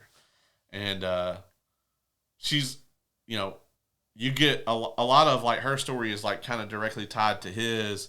When the show begins, she's very much of the mentality of that's not my business. I don't look into what other cops are doing, blah blah blah. And you see her stance on that evolve, and she sees the repercussions of people having that mindset, and her character arc is directly related to that, where she goes from out of sight, out of mind to I'm not going to stand by and just not say anything, to I am going to actually change this. Yep. And that's what I really love about the show and her arc. Yeah. Tremendous pick, man. The Shield, that was a hell of a show, man. Hell of a ride. Yeah. I need to rewatch it soon. Oh my gosh. There's some fucked up shit happening in that show. Yeah. Oh yeah, man. Like, especially if you think about like that it was on regular cable. Yeah, was it FX? Yeah, it was on FX, and I think it like ended in 07, 08, 09, somewhere in there. Yeah. So like came out early 2000s. Right. That was not a time when you had like these sorts of topics on television. Now I will say there are certain elements to this show that did not age well. And they are not as accepted like in our society today. There's certain things that you'll watch it and be like, oh man, they probably shouldn't do that. But it was a different time, So yeah, early 2000s. That was a different time. Yeah, for sure. All right, my next pick. I'm gonna go back to the comic books here. You don't say. This is a good one. Gotta go with Invincible. Splash title here. And the twist here is that the main character is named Invincible, but he gets his ass beat all the time. He doesn't. His name isn't, impervious to harm. But you live. You live to fight another day. So I specifically wanted to reference the comic book in this case because the TV show and the comic books they're like this for the most part. Right. Both tremendous, both amazing. I can't wait for the next season to come out. But the reason why I directly wanted to reference the comic book is just because there is a way that it is revealed who killed the Guardians of the Globe. And in the TV show, they do it. They also do it right in the TV show, but they do it differently there. Yeah, and it's very early. Yeah, it's very early, and I understand why they did that in the TV show because this already existed, and so does the internet. So, well, and it's also doing it that way in the TV show. Like, I'll be honest. Like, as someone who didn't know anything about these comics coming into the TV show, when you're watching the first episode, you're like, this kind of feels like just DC, but everything is slightly changed. Yeah. You know what I mean? Yeah. It's like there's a Superman, a Batman, a Wonder Woman, whatever, and then it's just like, okay, but it's just all right. It's just the Justice League, but slightly off, and you're like, all right, but the animation is good, and so is the soundtrack. It's coming of age story with this kid getting powers. Yeah. And then at the end of the first episode, the reveal happens. And then that's where you find out 100%, like, nah, this is not that. Yeah. This is its own thing, and it's here, and it's badass, and you're going to want to watch it. So I think it was a great choice for the TV show to do it there because it's such a hook to get you to keep watching. Whereas when the story didn't exist and, like, doing it the slow burn way that the book does it, I think is also tremendous. So I think they nailed it in both ways. Yeah, same. I absolutely agree. And I also think that it took the power away from trolls who love to spoil shit just for the fuck of it, Right. And so I love that they just took that and were able to just go forward with that in the TV show. Like, hey, here's what happened. Here's what Nolan did. And now, we have to figure out why he did it. But in the book, it's actually a lot like what you were just saying, Caleb, how like when I first read Invincible, I had similar thoughts. Like, okay, wow, well, this is it's a really fun coming of age story with this young kid, Mark, and he's growing up in the shadow of his dad, who's like the world's greatest superhero. But it didn't feel at first like anything unfamiliar. It just felt like, yeah, well, I've seen this before, to a degree. It's a different flavor of something that I've already tasted. Have you read any of this since the show came out? Yeah. Do you read Cecil and Walton Goggins' voice now? You kind of have to. Yeah. You kind of have to. Same thing with like Invincible and Omni-Man especially. Like they all sound. Yeah. I mean, pretty much all the voices. The voice cast of that show is fucking stellar. Absolutely. So I remember when I first read this comic book, it had already gotten rave reviews, online. This is before the TV show came out. It had gotten rave reviews online from people that said that it's tremendous. It's one of their favorite comic books of all time. And I'm reading it, and I'm like, well, this is good. Like, I'm having fun here, but it's not anything that's mind blowing. And then we get to the part where someone has killed the Guardians of the Globe, and at this point in the comics, we don't know who. And Nolan, he's kind of selling it like, or everyone else is kind of selling it also like, well, thankfully Nolan wasn't there because they're probably going to come after him next, but they probably wanted to single him out because he's strong. He's strong as fuck. Yeah. And the way they set this up, I thought for sure that the twist was going to be whoever killed the Guardians, they're going to kill Nolan. And now, like, his son is going to have to try to find the way to fill his dad's shoes and avenge this murder and figure out who did this and why. And then, I think, there's 13 issues in this volume 1 here that I have in my hand. And I think it's at the end of volume 10 where Nolan finally reveals, hey, so I think this is right after he kills fucking Immortal, yeah. For the umpteenth time or whatever. And so like that's at the end of issue 10 where we get that reveal, and like going into 11, this is where we get, the whole Viltrumite reveal. We get the Viltrumite reveal, and learning what their whole plot and plan and purpose is. Like they're fucking Saiyan Kryptonians, straight up with mustaches, and we get like all that fucking intense dialogue, like your mother's more like a pet to me, son. Like all that. And like so, reading the book, having no knowledge of this or of like Omni-Man's twist, when you get to this point in the story, I mean, it's absolutely insanity. Because you're just thinking Omni-Man did this, because up until this point, he just seems like the most stalwart, upright guy. Clark Kent, yeah. Yeah. And he did this? And then we're like, okay, well, let's see what Mark can do. Like, Mark can surely, he can stop him. No.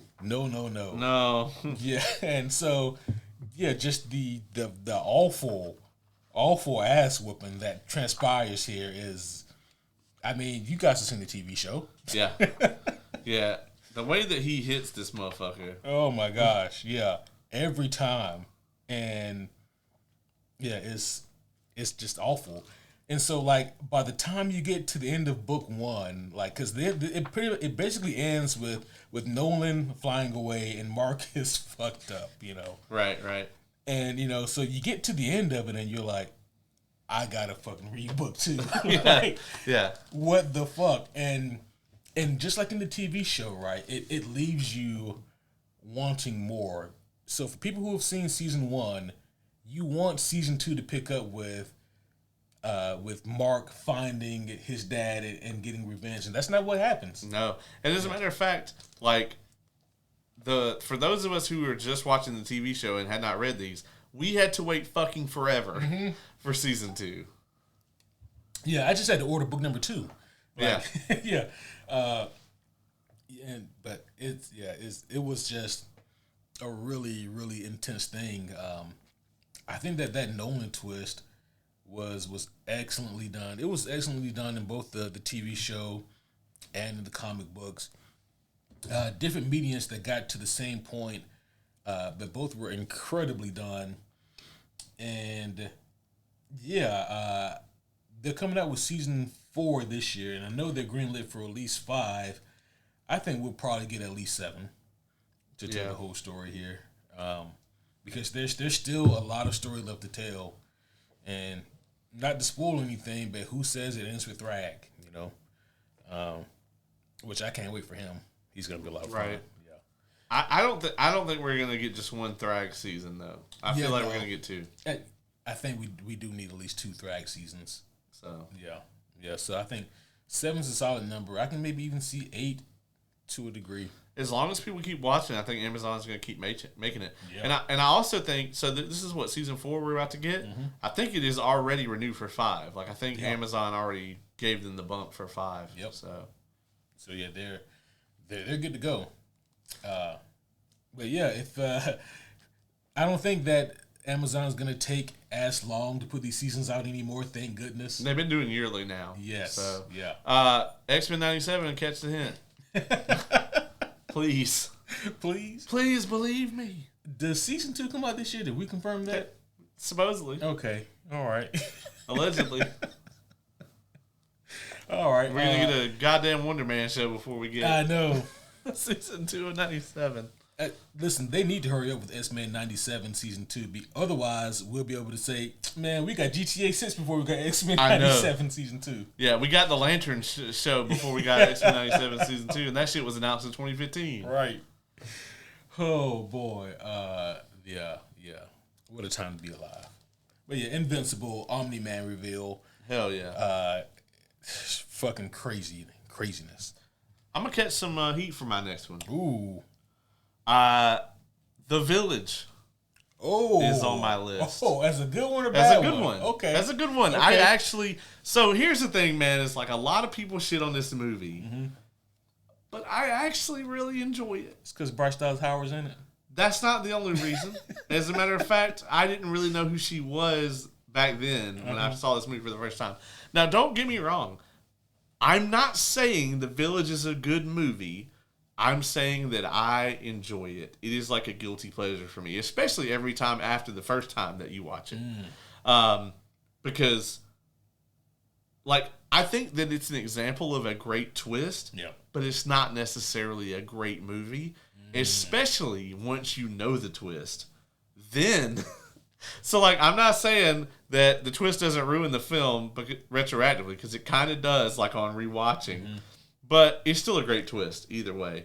And so if you haven't seen The Village, the whole concept is that you get the idea that this is this, like, 14 to 1600s, kind of scenario where, it's very low technology. You have these people that live out in the woods, and it's very much presented as this, like, horror type scenario where you have this village, and anybody who ventures out into the woods at night or whatever, there's these fucking creatures that can get them, kill them, whatever. And they have all these legends and wives' tales about this. And they even have fucking people dress up as the things and walk around in the woods and whatnot. The twist in the movie, of course, is that one of the characters actually manages to get out. And she's blind, right? Yeah, she's that blind. The whole deal? Yep. So the whole ordeal is that, like, she's blind. And is it her dad that's going to die? Someone's going to die. Yeah. And they don't have any medicine for it. And so they're going to let her, the blind girl, go get the medicine. And when you're watching the movie, you're like, why the fuck, out of everyone that's here, why the fuck are they going to let the blind girl go get the medicine? And lo and behold, I think it's unclear whether they actually expected the creature to, like, kill or stop her, or if they knew that she was going to get out. But, like, I guess they figured either way, like, if she gets out, what's she going to do? Because she's blind. But the twist is that, no, it's like a modern day scenario. Yeah, there's like an airplane that flies overhead or some shit, or like a car up in the distance. Yeah, she ends up getting out of the woods, and, like, there's actually, like, a street there, and you actually find out that it's modern day. And they're just in a cult. And it's this group of people who just decided, like, nope, we're just better off without all this bullshit. We're just going to go live in the fucking woods, and we're going to basically force our offspring into this same lifestyle. Yeah. And, this was a simpler time, whatever. It's basically like Amish Stockholm Syndrome. A little bit. And that's, of course, the twist. And I think it works really well in the movie. I think the way the movie is shot, like, you wouldn't see it coming, but then when the reveal happens, you're like, oh, shit, And I just think it's a good twist. It always stuck out to me. Lots of people fucking hate this movie, though. Yeah, so I can see, I do see where you're coming from with this one, right? Because I think that when M. Night made this movie, he had a twist in mind, but not a story. Yeah, the story has lots of problems. Yeah. And if we're being honest, there's kind of a double twist in this movie because the first twist is the reveal that, okay, these creatures aren't fucking real. It's just Scooby-Doo. Right, they're just playing dress up. And then, like, the second twist is more towards the end there when Bryce Dallas Howard gets out and we realize that, oh, no, we're in modern day society. And I think people's issue, mine included actually, my issue with this movie is that both twists kind of undermine what makes it interesting, which is like the setting, and then the creature feature aspect of it. Yeah. And so you take away the creature feature aspect of it, okay, well, there's still this mystery of like, how is this poor blind woman in this time frame, in this environment going to, save the day or whatever. And then it's like, oh, well, we're actually not even in a different time. She just needs a penicillin. Yeah.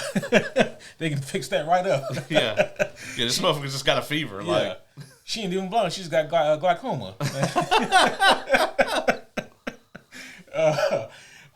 But I do agree. It's like, it's not that the twist is bad in that movie because it is actually a very effective twist because I've only seen The Village one time and all these years later I still remember. So it definitely stands out. I wish that it had stronger legs to stand on to support that twist because the twist, like you said, it is actually a good twist. I just wish everything else could match it. South Park said it best, that when they bring in M. Night Shyamalan, it's like, these aren't ideas. These are twists. He doesn't understand the difference, sir. God damn. And they were spot on when it comes to this and a lot of his films. Man, he had a real hot streak there, and then a real rough patch. And then he made Split. Yep. And then he fucked it right back up. Have you seen Old? I haven't. The World on the Beach or whatever? No. It's okay. Like, okay. It doesn't. You actually expect there to be this like mega twist to that movie, but it's really not. It's literally just kind of this.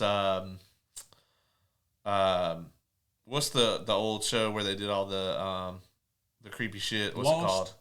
No, they did like a different creepy thing every week. It was Tales from the Crypt. No, that'll work. Yeah, that'll work. That's not what I was thinking of though. It was like a horror sci-fi show. Twilight Zone. Thank you. Yeah, my brain would not produce that. It's very Twilight Zone where it's just like there's this phenomenon and it does this creepy shit, and then like not to spoil it, but the only like twist or whatever is that like the resort that they're staying at or whatever, like the people know about it, and like they knew that this was going to happen or whatever. It's not really this big twist, It's just kind of sinister. So. Yeah, he's slowed down here recently. It seems, right? Yeah, I mean he's very much a early 2000s, late 90s staple. Yeah, and he was very successful. But I mean, honestly, like him fucking up Glass was, I think, the end of like any studio wanting to just throw bukus of money at him because they actually spent a lot of money making that shit. Yeah, I can imagine that, and especially like at that time frame, like getting Bruce Willis wasn't cheap back in 2000. Certainly wasn't then. Yeah, absolutely. And you had to get James McAvoy and Sam Jackson and Anya Taylor-Joy, like all these guys. And also, fuck him for not giving her anything to do in that movie, bruh. Who did have anything to do? Sam Jackson. That's it. Yeah, he had to manipulate people. Oh boy, how do we get back to Glass? We just keep coming back here. Well, it's because I picked a Shyamalan flick. Yeah, my bad. What you got? I did not see that coming though, and I applaud that. Yeah, man. I like the twist in that movie. Yeah. All right.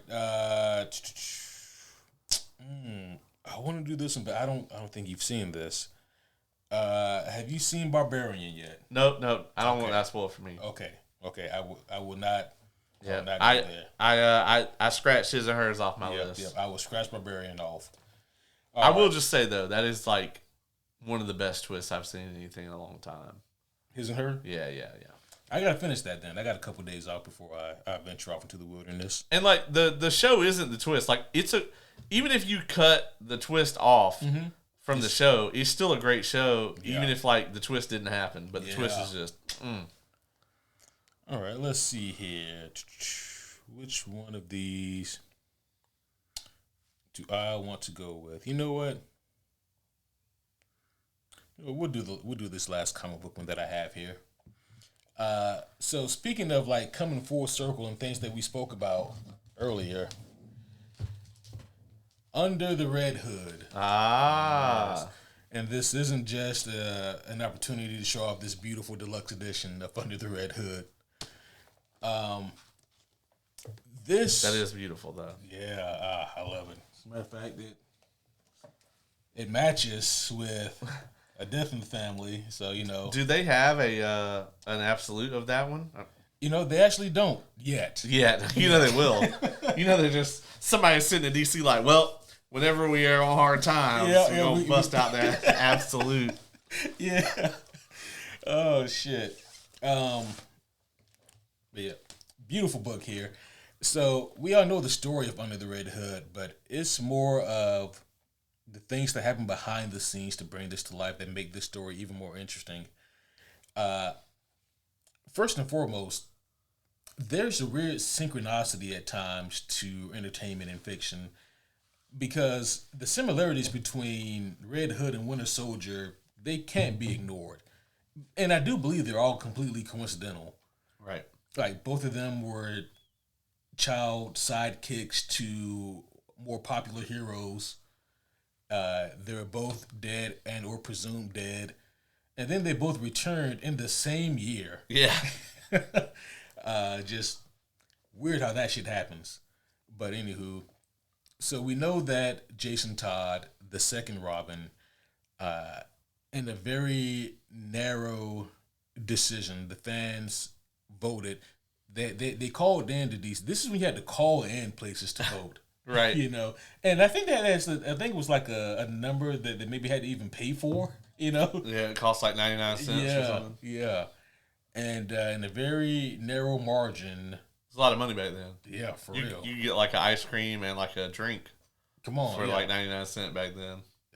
Both, not even one or the other. Yeah, like you get a 50-cent ice cream and a 25-cent canned soda. Right. Yeah, and you still have a little change left over. Yeah. Get yourself a Snickers bar or something. Yeah. Can't get shit for 99 cents. Yeah, right. Yeah. Like if I leave the house with $1, like I can't stop anywhere and use this. Yeah. Even the Dollar Tree, everything's like $1.50. Yeah. If I were to stick a dollar bill in the vending machine, it's gonna be like, what else you got? Yeah. Yeah. I the most you might be able to get anywhere is if you can find a vending machine that has cans. You might could get a can for $1. Yeah. When it used to be 25 cents. Right.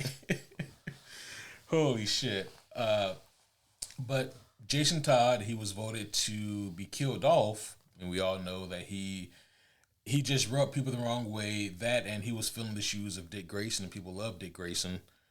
But unfortunately, Jason Todd, they decided to pivot and make him more of an angsty, kind of arrogant asshole type of kid who Batman had a harder time getting under control, and that didn't help fans' perception of him either.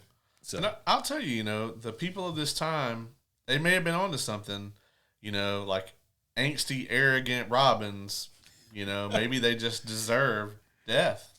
Well, I think they learned their lesson from that because they brought back Jason Todd, and it's like, I think they understand now that they were actually maybe the best Robins. Nope. Nobody likes Jason Todd's Robin run. They like him as Red Hood, though. I mean, and maybe that's another reason why Damian is superior to all the other Robins is because, look at how he's doing. You see how you're having a hard time coming up with anything? There's just so many things to say about Damian Wayne that are positive. I don't even know where to start. Oh, okay. Yeah. He's amazing. I mean, for example, he's going to be in the movie, Yeah, I mean, okay. Dick Grayson's already been in 2 movies. And from the sounds of it, they're both going to be better than the one Jamie's going to be.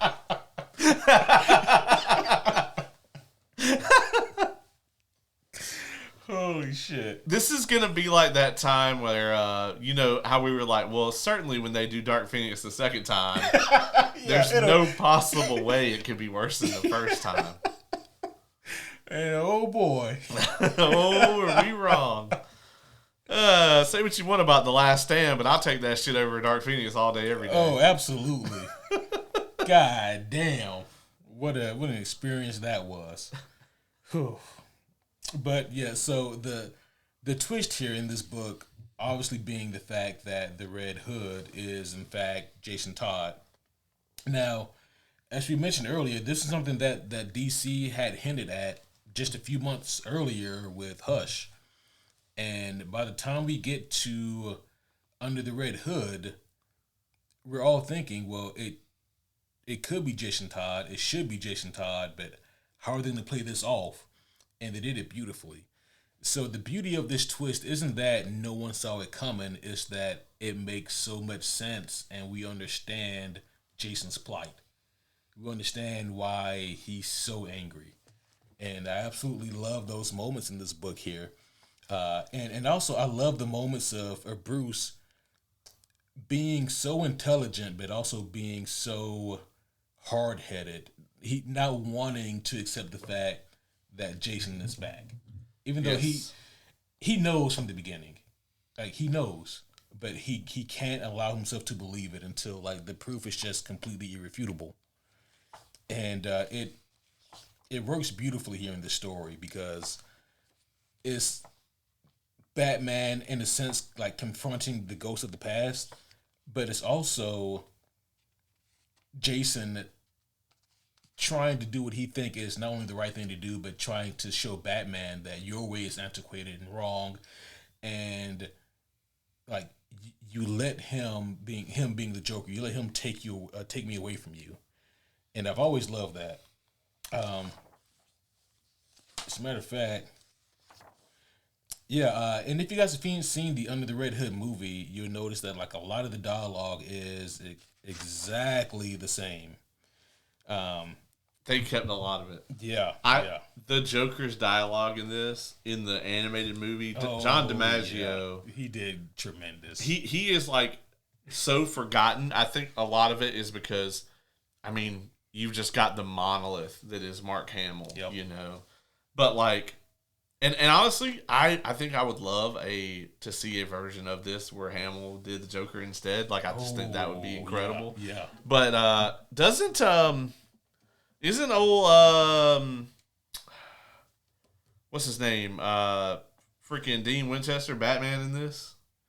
No, he's Red Hood. He's Jason Todd. Jason Todd. Yeah. So like, just the Joker's dialogue in this though is incredible, and there's so many great moments in it. But I think my favorite is probably when Jason pulls the bomb out or whatever, and Joker's like strapped up. He's like, no, don't spoil it. This is better. This is better. I'm the only one who's gonna get what they want tonight. This is amazing. Right. You know?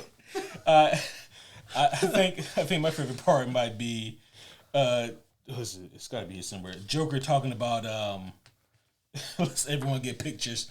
First me and the kid. Yeah. And then me and the crowbar, and then me and the kid and the yeah. Yeah. I always thought that shit was hilarious. But the moments in here when Jason says, Bruce, I forgive you for not saving me, but why on God's earth is he still alive? Yeah. Absolutely love that. And Joker's having a blast, by the way. Joker's the only one having a good time here. Yeah. This is just like the best thing in the universe for him. Yeah, like he's straight up having a good time here. Like, you gotta look at this from like the Joker's point of view, right? Like, okay, you killed a Robin, beat him to death with a crowbar. Yes. This motherfucker came back to life and has become a nemesis for Batman. Like, Joker's like, I didn't know it could get this good. Yeah, he's like, I'm going to beat the rest of them to death now as soon as I leave here. Just so I know what happens. Just so I can see what happens. But not Dick Grayson, though, because he'll kill me. Yeah. He could have need an elaborate plan to get Dick Grayson. Oh, man. Yeah. I mean... You're going to need to go talk to the Riddler and do some hush bullshit. Yeah. But absolutely love the conversation here between Jason and Batman. But just the whole reveal here of Jason being the Red Hood, and then also the reasoning as to why he's doing what he's doing is magnificent. Yeah. And so I've always loved this scene. Like, there's so many great points to this story, but this scene between Bruce, Jason, and the Joker has always been just top notch. It's beautiful. Yeah. Yeah, it really is. Yeah.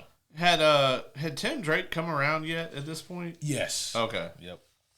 But he's not in the story. No, I think he was up with the Titans at this point. Yeah. Yeah, or doing his Red Robin thing or whatever. Yeah. So he was not here, and that may be for the best. Yeah. I mean, well, honestly, if Tim Drake was here, he would have coerced Bruce to be like, that this is Jason Todd. Yeah, yeah, he would have figured it out pretty early, I think. Yeah. It's as much as Bruce was by far smart enough to figure this out, but he's literally trying to make up anything else. Like he's not following the facts of the case because he doesn't want to believe that this could be what's going on. Yeah. Could this be Clayface again? Right, yeah. Could this be one of my enemies just trying to, get inside my head? This could be any number of things. And I love that. And I always love whenever we get moments of Dick Grayson and Bruce together, which is what we get for the first third of the story. It's always a lot of fun seeing those two together. Because Dick Grayson's objective is always try to get Bruce to crack, and it never works. But it doesn't stop him from trying. Yeah, he always tries. But yeah, under the Red Hood, man, just seeing Jason Todd return, and I knew that I was gonna either do this or Winter Soldier. I decided to go with this one just because Bucky never chose to be Winter Soldier. Yeah. However, Jason Todd did choose this shit. Yeah. And 100%. Yeah. So went with that. And I will just kind of tack on there that I have Arkham Knight on the examples of worst twists. and the reason it's on there is because it's the same fucking twist, but way worse. Mm-hmm. And everybody on Earth already knows this story by then. So it's literally like if you did the Scooby-Doo episode and then you did the exact same Scooby-Doo episode next week, and it was the same guy, just a different mask. Yeah. So that game was 10 years old, close to 11 years old now, Arkham Knight. Yeah. And I look back at that game, and I still have fond memories of it. I platinumed it, and that's always a goddamn challenge with those Arkham games. Yes. And I look back at that game, and I still have to wonder some things about it. Primarily, I still have the same question I had from 11 years ago. Why weren't they just honest about Jason Todd being in this thing? I think they put too much emphasis on the twist. Like we've been saying all night, they put too much focus on the twist and not enough on making it good. I mean, honestly, I think that game would have been immensely better if the Arkham Knight had literally just been a completely original character. I mean, that's a bold move to go to go that way when Batman has such an extensive rogue gallery and so many of them aren't popular, haven't been so readily used, which is why it was so shocking that, we thought that we were going to get a Black Mask game and within the first couple of hours, it's oh no, it's just another Joker, so it's you guys really just can't stop making Joker games. And then it's okay, well, we're just going to give you this fucking twist again but it's going to be way, way worse than you ever remember it being. I think, honestly, I wouldn't have gone this route at all. But if you're going to go this route, I think coming up with coloring out this completely original villain in a situation where you have, Batman and like it would have damn near been Court of Owls level, right? Mm-hmm. Where it's like, okay, we're going to go into this crazy 100-year-old mythos and introduce a new element and hope it sticks. That's bold and it's a lot of risk. But even if they had taken that shot and missed it, I think I'd like it better than what they did. So, yeah, the whole thing about Arkham Knight, man, so even if they wanted to go with the premise that they had and they went with, I would have just made some simple changes that I think wouldn't be that different, but would have made a world of difference in the long run, being that you don't have to reveal it to Batman, but at least go ahead and tell your audience what's up, because we already know. Yeah. Let us know. We know who this is. Thought I had a sneeze. Yeah, I was waiting for the anticipation over here. Yeah, there it goes. Yeah, there we go. Sheesh. Let your audience know who it is. Right up front. Like don't mistake us for being idiots. We know who the fuck this is. Right. Yeah, we knew 30 hours ago. Yeah. And it even undercut some of the really cool moments of that reveal. Like when we see, I think there's a clip in there where like we're walking through flashbacks and we see like Jason getting beat with a crowbar and shit like that. And like instead of the focus being, oh my gosh, it's Jason Todd, the focus could have been on, man, yeah, he really got done dirty by the Joker. But instead we're just like, man, I can't believe they lied to us and wasted our time with some shit that we already knew. Right, yeah. The last good example I want to touch on, I have a bunch, but we'll be here all night. Is I wanted to definitely give a shout out to Expedition 33. You have not finished this one though, right? Or are you on the third act? I'm on third act. So you've gotten through all of the big reveals. Yeah. Then. So you have gone to the end of Act 2, beat the Paintress, and you've seen all the stuff that happens after that. Boy, let me tell you, I felt like when I got to the Paintress, I said, man, either I sped run through this or this don't feel like at the end of Act 3. Right. Like I don't. They have not been on the up and up with me. No. Yeah. No. And the thing about this game, right? Like, so the first, get the fuck out if you haven't, because this will ruin this game for you if we tell you. Obviously, like, there's a big moment at the end of Act 1, right? There's very crucial character death. But it's at the end of Act 2 when everything unravels. And they hit you with a couple twists all at one time, really. And I think a lot of people, even from jump, kind of, because of some of the dialogue in the game, I think even at the beginning, like, very early on in the game,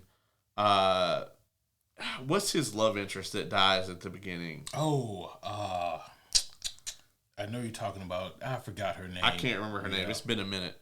But she says something about, like, what if she's trapped there just like we're trapped here or whatever. She says something about the Paintress or whatever. She seems sad. Yeah. And it kind of spoils it right there. Yeah. And so you kind of get this idea of, like, there's something else at work here, or the Paintress is doing this because of whatever, or the Paintress is just a force of nature. You never in the game really get this idea that the Paintress is this, like, malevolent entity. It just doesn't ever really come across that way. However, at the end of Act 2, you get a series of reveals. Number one, you get, like, when the Paintress or whatever is defeated, there's this big celebration or whatever. But the game doesn't really hit you with the end of the game triumphant shit. Nope. It keeps this very somber tone the whole time. And the tension of that is crazy, the way that it plays out. Like, the way that they pick on your emotions and, like, they can just play you like a fiddle is crazy in this part of the game. But through this happening, you actually discover that number one, this world isn't real. Yep. The whole thing is actually inside a painting, and it was actually Verso's world or whatever that he painted. Crazy. Yeah. Then you get the reveal that like of how Mayel got there and who and what Mayel is, or Alicia in this instance. Yeah. And then you get the reveal that like the Paintress was not the villain of this story, but the Paintress actually was trying to preserve this world, and it's actually their dad that is the villain. Yep. And the Paintress painting the number on the monolith is actually protecting. It's the monolith, the countdown on the monolith is her power running out. Yeah. And not her killing everybody. Right. And when she goes down, then everybody gets gramaged. Yeah. And the way the game plays out as that's happening is just, I mean, you're just sitting there, like, if I sit here and tell you, like, okay, at the end of Act 2 of this fucking JRPG, there's like 40 minutes of cutscenes, you're like, man, I'm going to be bored out of my goddamn mind. You will not. You will be sitting there trying repeatedly to pick your jaw up off the floor, and it will just keep ending up there. Yeah, it's a tremendous sequence. It is, man. And even the little things they did, like something that most players probably picked up on but never really thought much about. I know I'm in this camp. Like, wow, fire is really effective in this game. This cool. Right, yeah. Yeah. And it's layered so deeply in there. Yeah. It really is.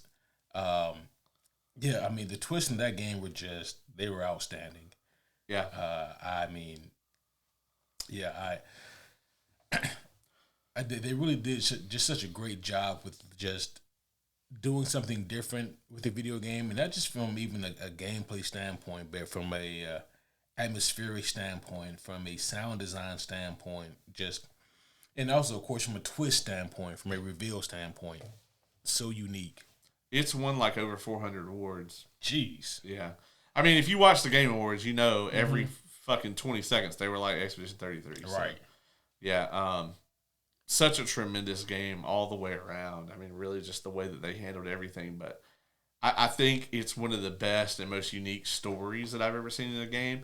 And I'll be honest, I didn't play another story-driven game for probably 6 months after I finished that. I spent the last like 6 months of my life on Arc Raiders, because I didn't want a story-based game. But now I'm playing KOTOR 2. Oh, yeah. Because I need some like Jedi shit, some nostalgia throwback stuff. Yeah. But yeah, I had to put E33 on my list. I don't blame you at all for that one. That's a tremendous pick. All right, let's see here. We'll do one more and get out of here. Yeah, sure. All right. We'll forego that one. We've done enough comic books. All right. We will instead do. Let you pick. Which one? Number 6, number 7. 6, 7. We'll go lucky number 7. All right. Lucky number 7. I won't say I named this one, but it is named "Don't Trust These White Bitches" from Get Out. That's also the theme in Sinners. It is, right? Yeah. I'm beginning to see a trend here. Yeah. So like, I mean, with Get Out, right? Like, the thing about this is, obviously we have Daniel Kaluuya. Yeah. And then, what's the name of his love interest? Is it Allison something? Her dad was like the news guy. Yeah, I'll be honest with you. She is such a basic white girl that I forget all about her. Kind of same. But I think that's intentional. You're right. Allison Williams. I knew it was Allison something. Yeah. So the thing about Get Out is that, like, you watch the start of this movie and they get pulled over, and the cop is harassing Daniel Kaluuya, giving him a hard time, and as a matter of fact, I don't even think he's driving, but like they ask for his ID, like they just do some out of pocket shit that's unnecessary. And Allison, she comes to his defense. She's she's his girlfriend, and she's really trying to stick up for him, and they put on this front like she really is on the up and up. And even as the movie progresses, like, you might think that, okay, there's something real creepy with her parents here, but it's played off like she's not in on it. Yeah, exactly. Yeah. And as a matter of fact, like, even when you start to wonder, okay, is she a part of this, or is she still on the up and up? I think she might still be on the up and up, but it's not until you see her eat her Fruit Loops by dipping them in a glass of milk and then eating them individually. That bitch is crazy. Yeah, because who the fuck does that? Who the fuck does that? And like, I get it, you're separating your colors from your whites, but to that degree? Yeah, no. She's, listen, any form of eating cereal that isn't, you put the cereal in the bowl and then pour the milk and then on put it. The milk on top, is insanity. Yeah. Right? If you put the milk in first, crazy. That's only acceptable if you're going for your second bowl. Yeah, that's it. You're not required to dump the old bowl out. Yeah. That's wasteful. Yeah. It's inefficient. Right. But I thought that this was a great twist in the story because our main protagonist, Daniel Kaluuya, he really needed some assistance. He really needed some help. And help me. But unfortunately, he really didn't have much of that here because he's kind of out here by himself. Yeah. And the one lifeline that you're thinking, hoping, praying that he has, his girlfriend, no, she's in on it too. She's just as bad as the rest. But thankfully he is able to pull through this thing. And then, like, just the twist of finding out what the fuck is going on here. Yeah. Like, it's some wild shit. Right. But I don't know. I feel like Alex Jones probably has a theory about this. Oh, I'm sure. Yeah. I'm sure he does. They're trying to take black people and swap their brains out. You see? It's to stop the frogs from turning gay. It's the same process. Yes. Yeah. It's the chemtrails. It's the chemtrails. You see? Yeah. Fucking Alex Jones. The gift that keeps on giving. But Fallout. Jesus Christ, Get Out. Alex Jones is not in Fallout, to my knowledge, or Get Out. Either would be amazing. Yeah, he'd be much more likely to be in the second one.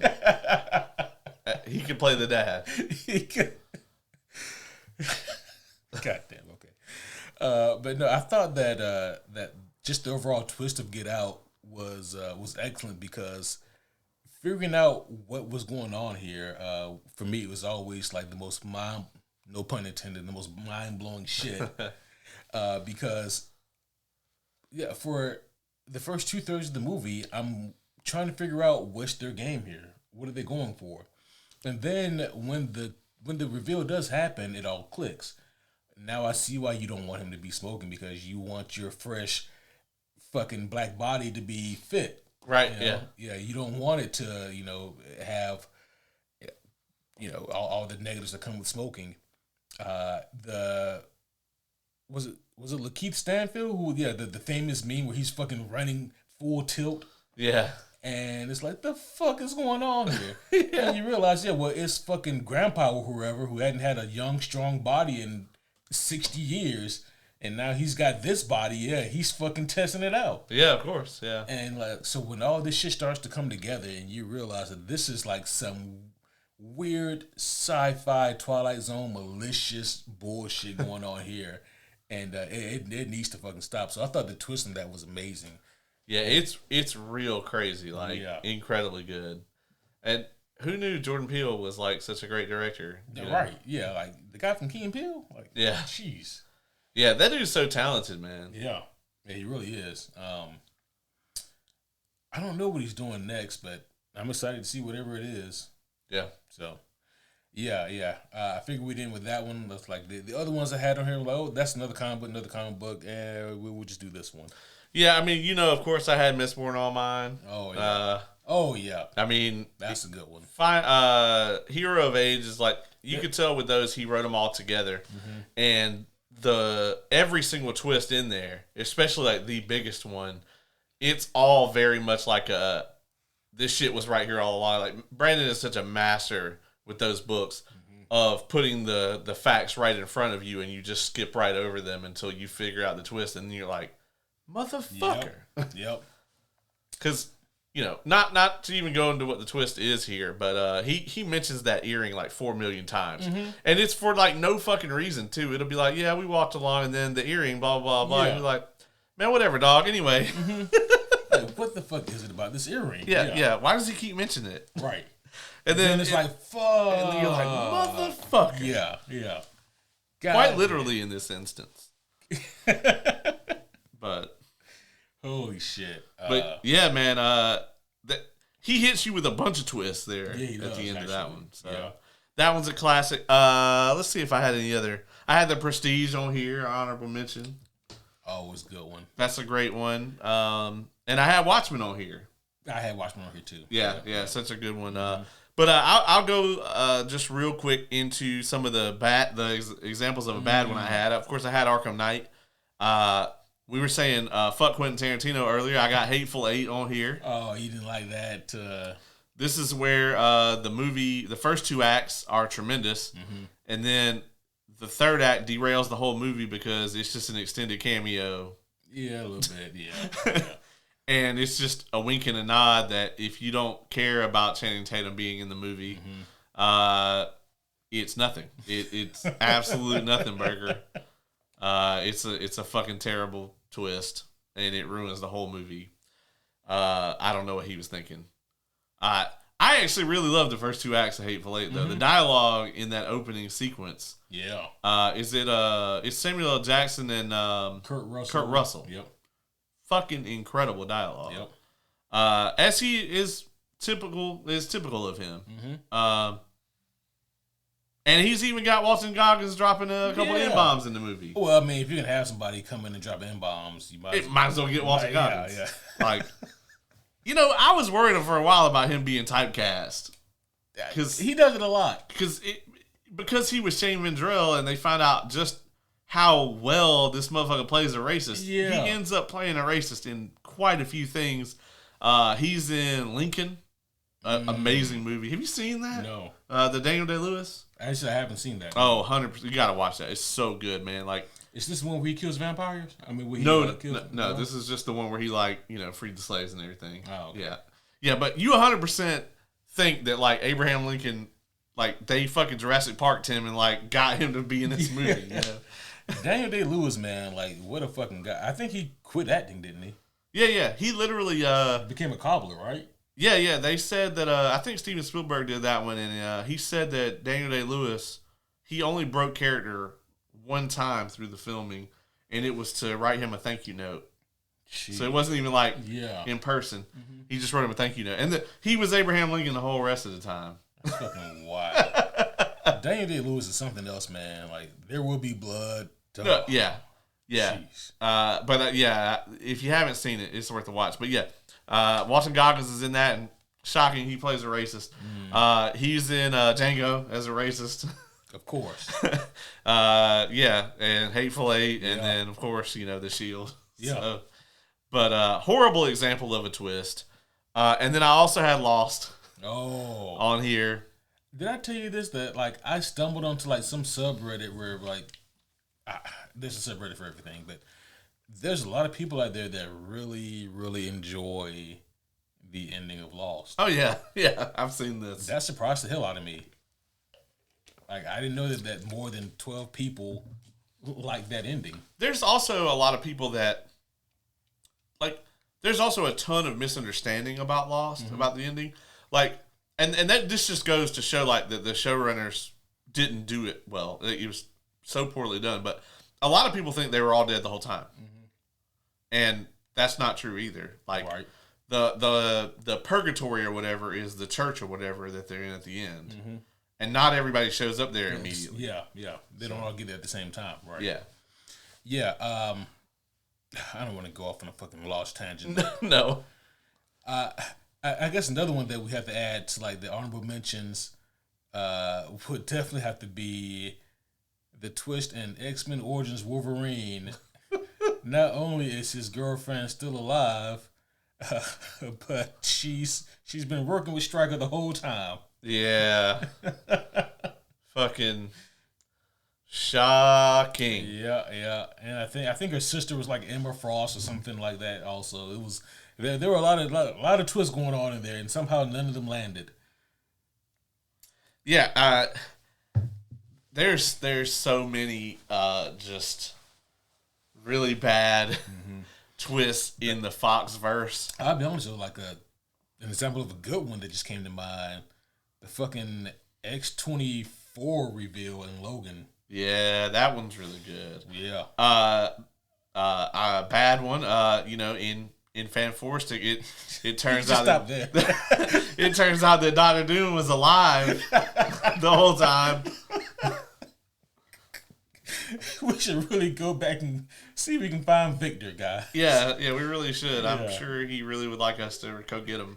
Hey, was that atmosphere breathable back there? Well, we don't believe so, but We definitely must go back to get this very, level-headed, empathetic, very good human being. Surely he's found a way to survive in that environment and acclimate to the climate and find food and nourishment and shelter. Yeah, and he will totally be, by the time we get there, he'll be 100% over us leaving him there. And he'll be completely understandable.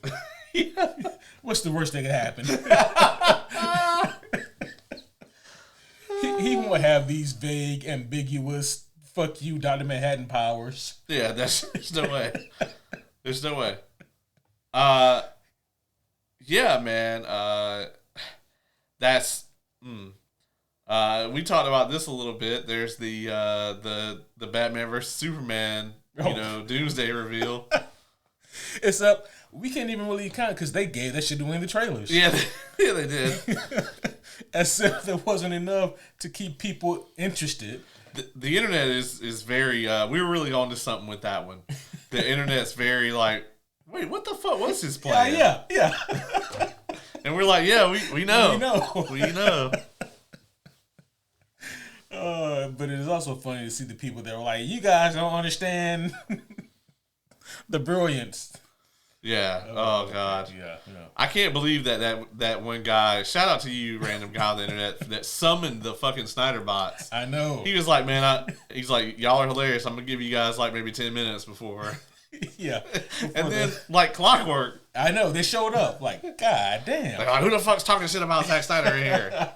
I was like, buddy, like. This is the wrong tree to bark up. This man right here is a Zack Snyder defender, a Zack Snyder apologist. Right. I was like, and I like most of his work, Yeah, I'm a Zack Snyder fan, and I had that fucking question to ask in the first place. Like, what was the plan? Yeah, I like most of his non-Sucker Punch work. Yeah.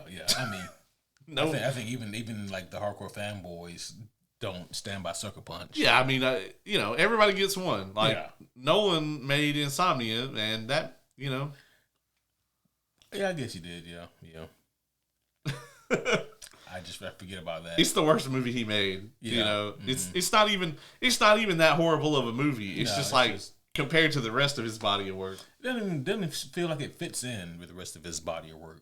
It doesn't. It's because he had nothing to do with writing it. Yeah, that's right. I knew there was something off. Yeah, it was a screenplay that they had. Yeah. And they were like, hey, man, you're probably going to be famous one day. You want to write this shit?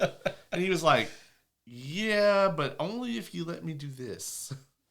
Because I think that's how he got, I think it was Prestige. I think that's how he got that. He was like, yeah, man, I'll direct this fucking screenplay, but you got to let me do this. Fucking tremendous. I need to go back and rewatch Prestige. There was a lot of that in Hollywood back in that era, and even more recently, there was a good bit of this. But especially back then, they very much had a like one for you, one for us kind of deal with a lot of these directors, where it was like, okay, well, you got to come in and make fucking Batman, and then we'll let you do whatever fucking artsy shit you're trying to do this week, and then all right, well, cool. Then you got to come back and make Transformers. And, there was a lot of that going on, and it still is, like you said. But it's just interesting because it's like, do you really want someone who's working on something that may not be that invested in it? Yeah, well, it worked out really well with Nolan, right? Yeah. Because like he was interested in Batman, but if you look at it, every time he did a Batman, they let him go do whatever he wanted to do. Yeah. You know, like that's how. But shit, I mean, that's how we got Prestige, Interstellar, and Inception. Yeah, yeah. You know, and then 3 great Batman movies. Yeah. Well, we got 2 in the possible. We got 2.6 great Batman movies. We got 2 great Batman movies, another okay Batman movie, and the worst death scene ever filmed.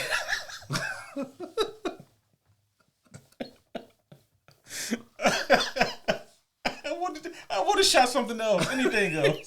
You know, since we're talking about twists, man, that twist actually was pretty good. It's just the way that it worked out that kind of ruined it. Yeah. The Talia al Ghul twist. It was a good twist, and then 2.5 minutes later, she's dead. It was like, oh, it's Talia. Oh, okay, well, all right. They just forgot all the parts where like Talia is like a badass and like a ninja, and you know, it's cool. Ra's al Ghul just didn't. You know, he didn't bother training his daughter at all. He didn't teach her shit. Yeah, apparently. yeah. Oh boy.